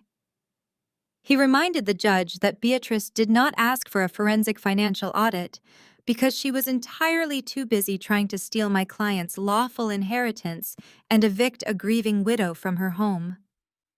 Gallagher stated fiercely that Beatrice signed the document freely, enthusiastically, and then immediately bragged about her hostile acquisition publicly on social media. Judge Harmon looked down at Beatrice, her expression utterly merciless. She adjusted her glasses and stared at the trembling woman who had entered her courtroom, acting like royalty. The judge stated coldly that ignorance is absolutely not a valid legal defense against blind corporate greed. She told Beatrice that she brought this aggressive petition to her court demanding full ownership of the estate. She noted that Beatrice employed vicious legal tactics to evict her daughter-in-law and seize these assets without performing even the most rudimentary financial due diligence. Judge Harmon picked up her heavy black pen. She announced that the court finds the indemnification waiver and the quitclaim deed to be fully legal binding and executed in absolute good faith. She declared that Naomi Montgomery is hereby permanently released from all obligations, debts, and ties to the Montgomery estate. She firmly recognized Beatrice Montgomery as the sole owner of Montgomery Defense Logistics and all its massive associated liabilities. She signed the official paper with a vicious, definitive flourish. She announced that this probate case is officially closed. She looked up and locked eyes with the devastated woman across the room.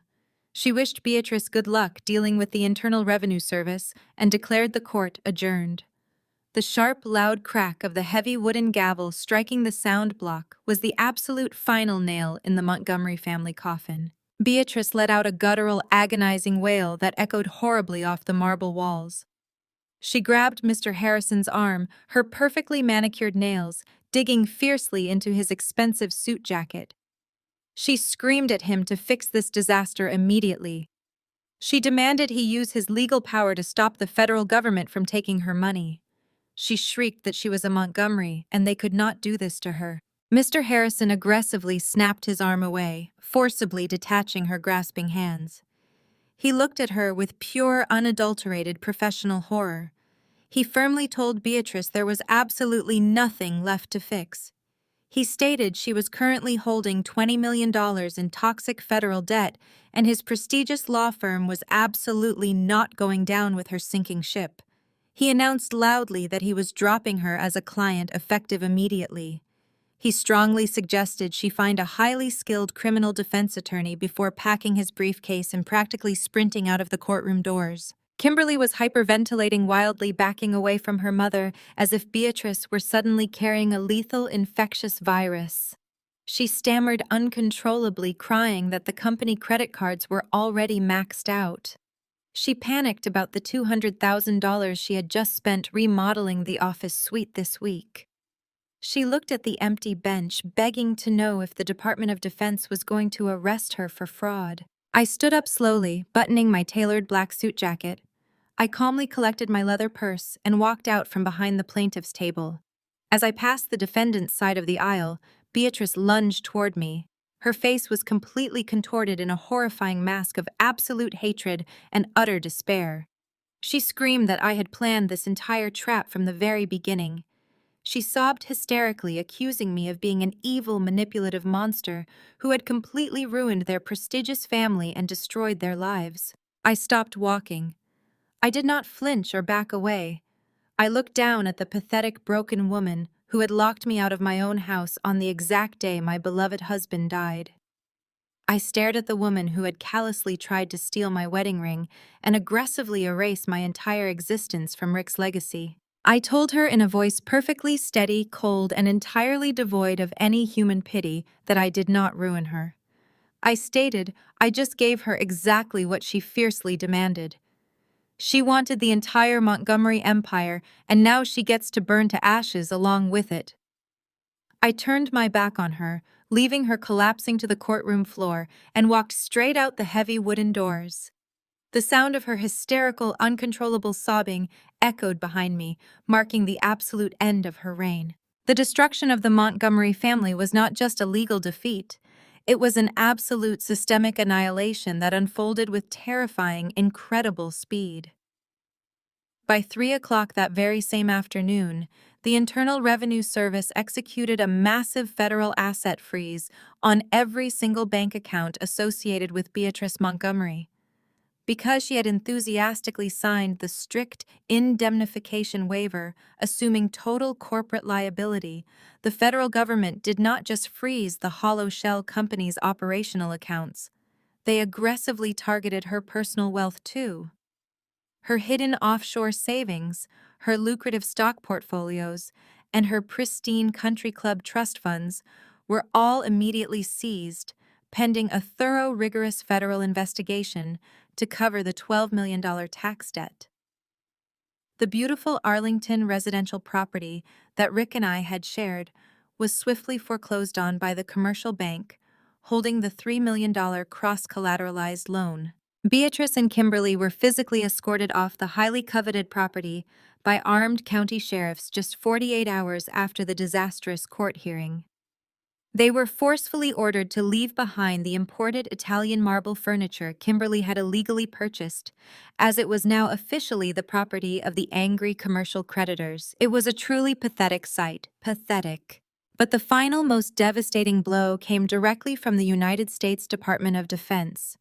Exactly 2 weeks later, stern federal agents arrived at the cheap, run-down motel Beatrice and Kimberly had been forced to rent after their sudden eviction.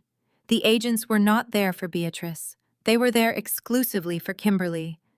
Because Kimberly had legally appointed herself as the chief executive officer of the defense company and had actively spent hundreds of thousands of dollars of government-allocated funds on luxury cars, spa treatments, and designer clothing during her brief, chaotic reign, she had committed flagrant felony wire fraud. She had also engaged in the blatant misappropriation of federal defense funds.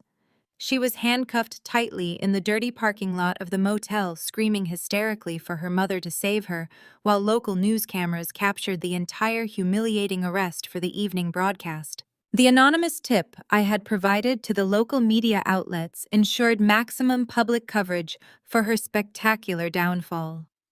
Her arrogant belief that her prestigious last name would protect her from military compliance protocols had finally shattered into a million unfixable pieces. She was no longer an untouchable socialite.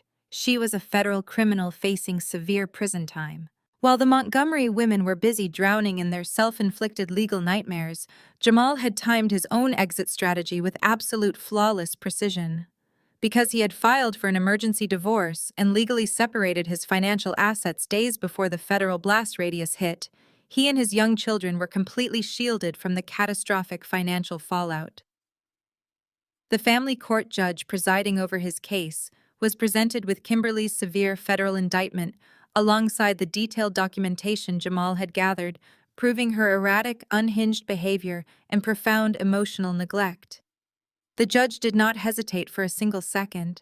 Jamal was swiftly granted full permanent physical and legal custody of both children, ensuring Kimberly would never be able to manipulate or endanger their lives again. He sent me a single highly encrypted text message exactly 1 month after the courthouse confrontation.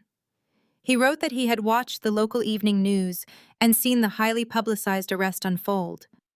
He stated he finally understood the sheer magnitude of the trap I had laid out on that glass desk. He thanked me for handing his toxic in-laws the proverbial shovel and letting them eagerly dig their own inescapable graves.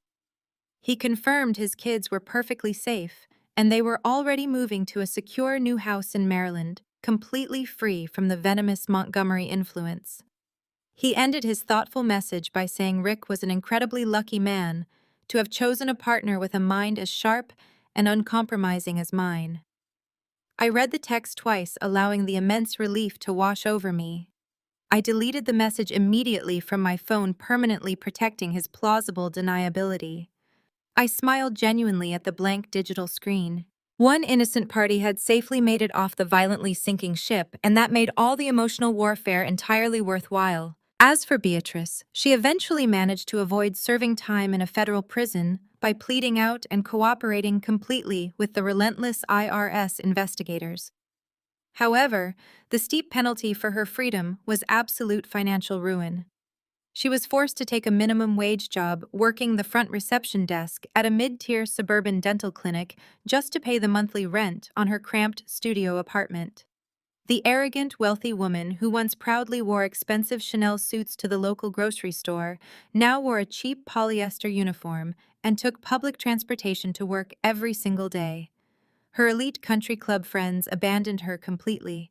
In their highly superficial world, poverty was viewed as a highly contagious disease, and Beatrice was now considered highly infected and entirely unwelcome.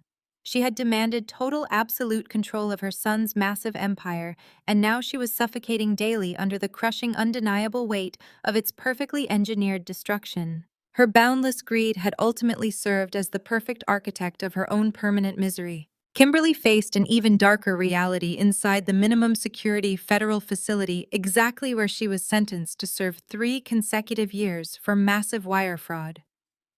Without Jamal to provide a steady, respectable income, or her mother to offer stolen wealth for legal protection, she had to face the harsh, brutal consequences of a life built entirely on unearned arrogance. She was completely stripped of her luxury brands, her fake executive titles, and her false sense of superiority. I never visited her even a single time. They had built their entire lives on a rotten foundation of cruelty and absolute entitlement. And when that foundation finally crumbled under the immense pressure of federal law, they suddenly had absolutely nothing left to safely stand on. With the Montgomery family completely dismantled and their toxic legacy reduced to cautionary whispers in downtown Washington legal circles, my focus shifted entirely to the future. I sat at the expansive glass desk in my secure penthouse overlooking the Potomac River. I opened my personal encrypted laptop and pulled up the access protocols for the Vanguard Sentinel Trust. Rick had set up the Zurich wealth management accounts with layers of brilliant biometric security.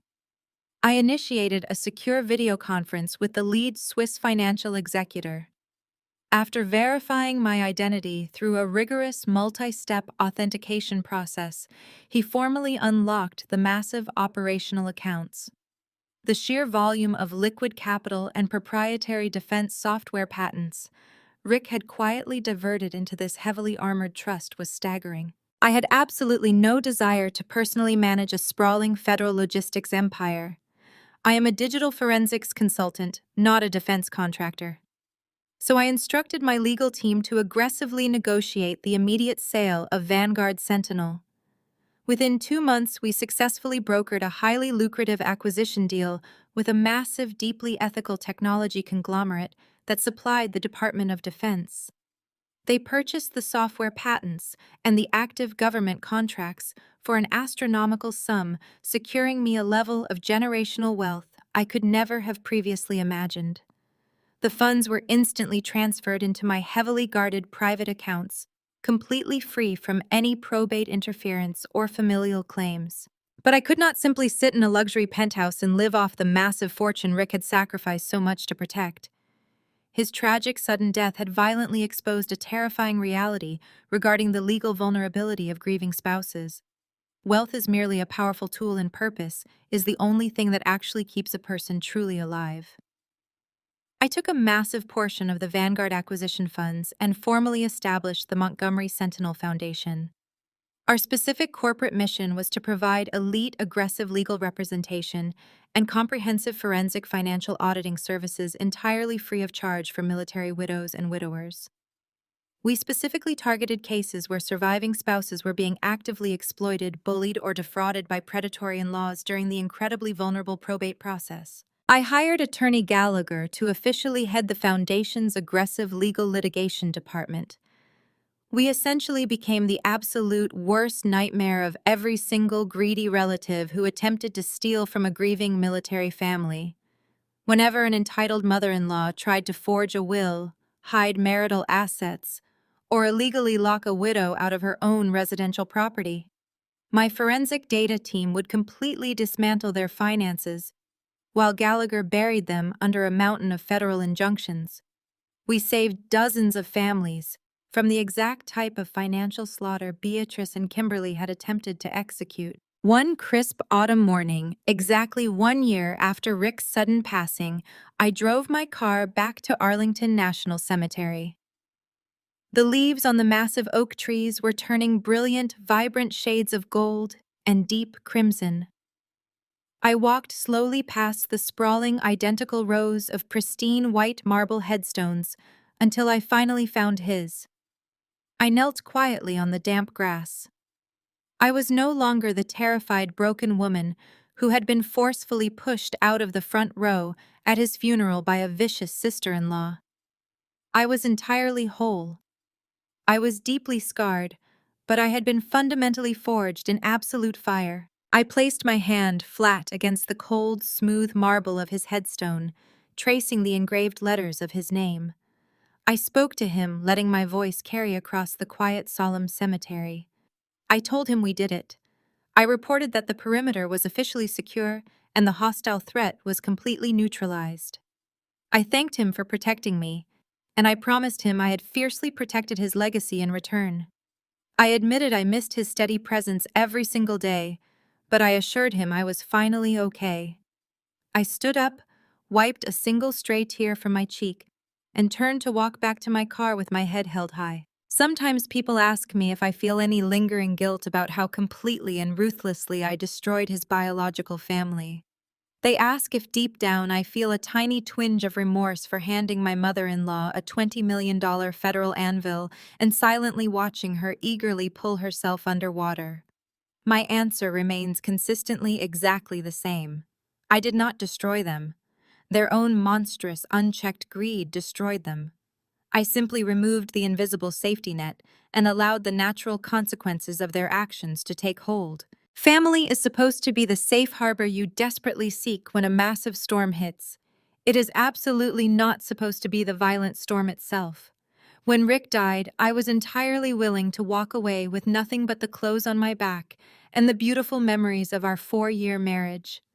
I would have gladly let them have the residential house, the corporate money, and the societal status. But they demanded far more than my simple surrender. They actively wanted to punish me for existing. They wanted to publicly humiliate me, strip away my basic human dignity, and leave me completely shattered. They severely mistook my profound grief for weakness. They mistook my tactical silence for sheer stupidity. If there is one absolute truth I have learned from this entire harrowing ordeal, it is this. You must never let anyone force you to surrender your personal power just to keep a false sense of peace. The toxic people who aggressively demand that you shrink yourself to make them comfortable are not protecting you. They are actively consuming you. When entitled, malicious people show you exactly who they really are, believe them the very first time. Do not argue with them. Do not cry in front of them. Quietly gather your irrefutable evidence, secure your personal perimeter, and let their own massive hubris be the grand architect of their ultimate destruction. Thank you so much for staying with me through this incredibly difficult but triumphant journey. If my story gave you the necessary courage to stand up to the manipulative bullies in your own life, please hit that like button, subscribe to the channel, and share this video with someone who desperately needs to hear it. Have you ever had a toxic in-law try to cross a massive boundary only to instantly regret it when you fought back? How did you handle the intense situation? Let me know down in the comments below because I read every single one of them. Remember, you are always infinitely stronger than the false narrative they try to write for you. Keep your head incredibly high, trust your sharp instincts, and never let them see you sweat. Until next time, stay safe and stay completely strong. The gripping story of Naomi and her ruthless in-laws offers a profound masterclass in emotional intelligence and self-preservation. If there is one paramount lesson to be extracted from her harrowing journey, it is this: true power does not roar. It observes, calculates, and strikes only when the perimeter is fully secure. In the face of devastating grief and blatant manipulation, the natural human instinct is to react loudly, to defend one's honor, and to demand immediate justice. However, Naomi's absolute triumph was rooted entirely in her strategic silence. When her mother-in-law and sister-in-law systematically attempted to strip her of her dignity, her home, and her late husband's legacy, Naomi refused to give them the emotional performance they so desperately craved. She understood a fundamental truth about toxic individuals: they feed on your chaos and thrive on your desperate need to be understood. By maintaining an impenetrable composure and playing the long game, she allowed their own unchecked greed to become the ultimate architect of their destruction. This teaches us that we are never obligated to attend every argument we are invited to. Sometimes the most devastating response to profound cruelty is simply stepping back and removing the safety net. We often mistakenly believe that standing up for ourselves requires screaming our truth until we are finally heard. Naomi's journey completely redefines what it means to be strong. It reminds us that setting ironclad boundaries and protecting our own inner peace is far more effective than engaging in endless, exhausting emotional warfare. When entitled people show you their true nature, you do not need to change them, argue with them, or save them from themselves. Please share this reflection with anyone who might need the courage to walk away from a toxic environment today.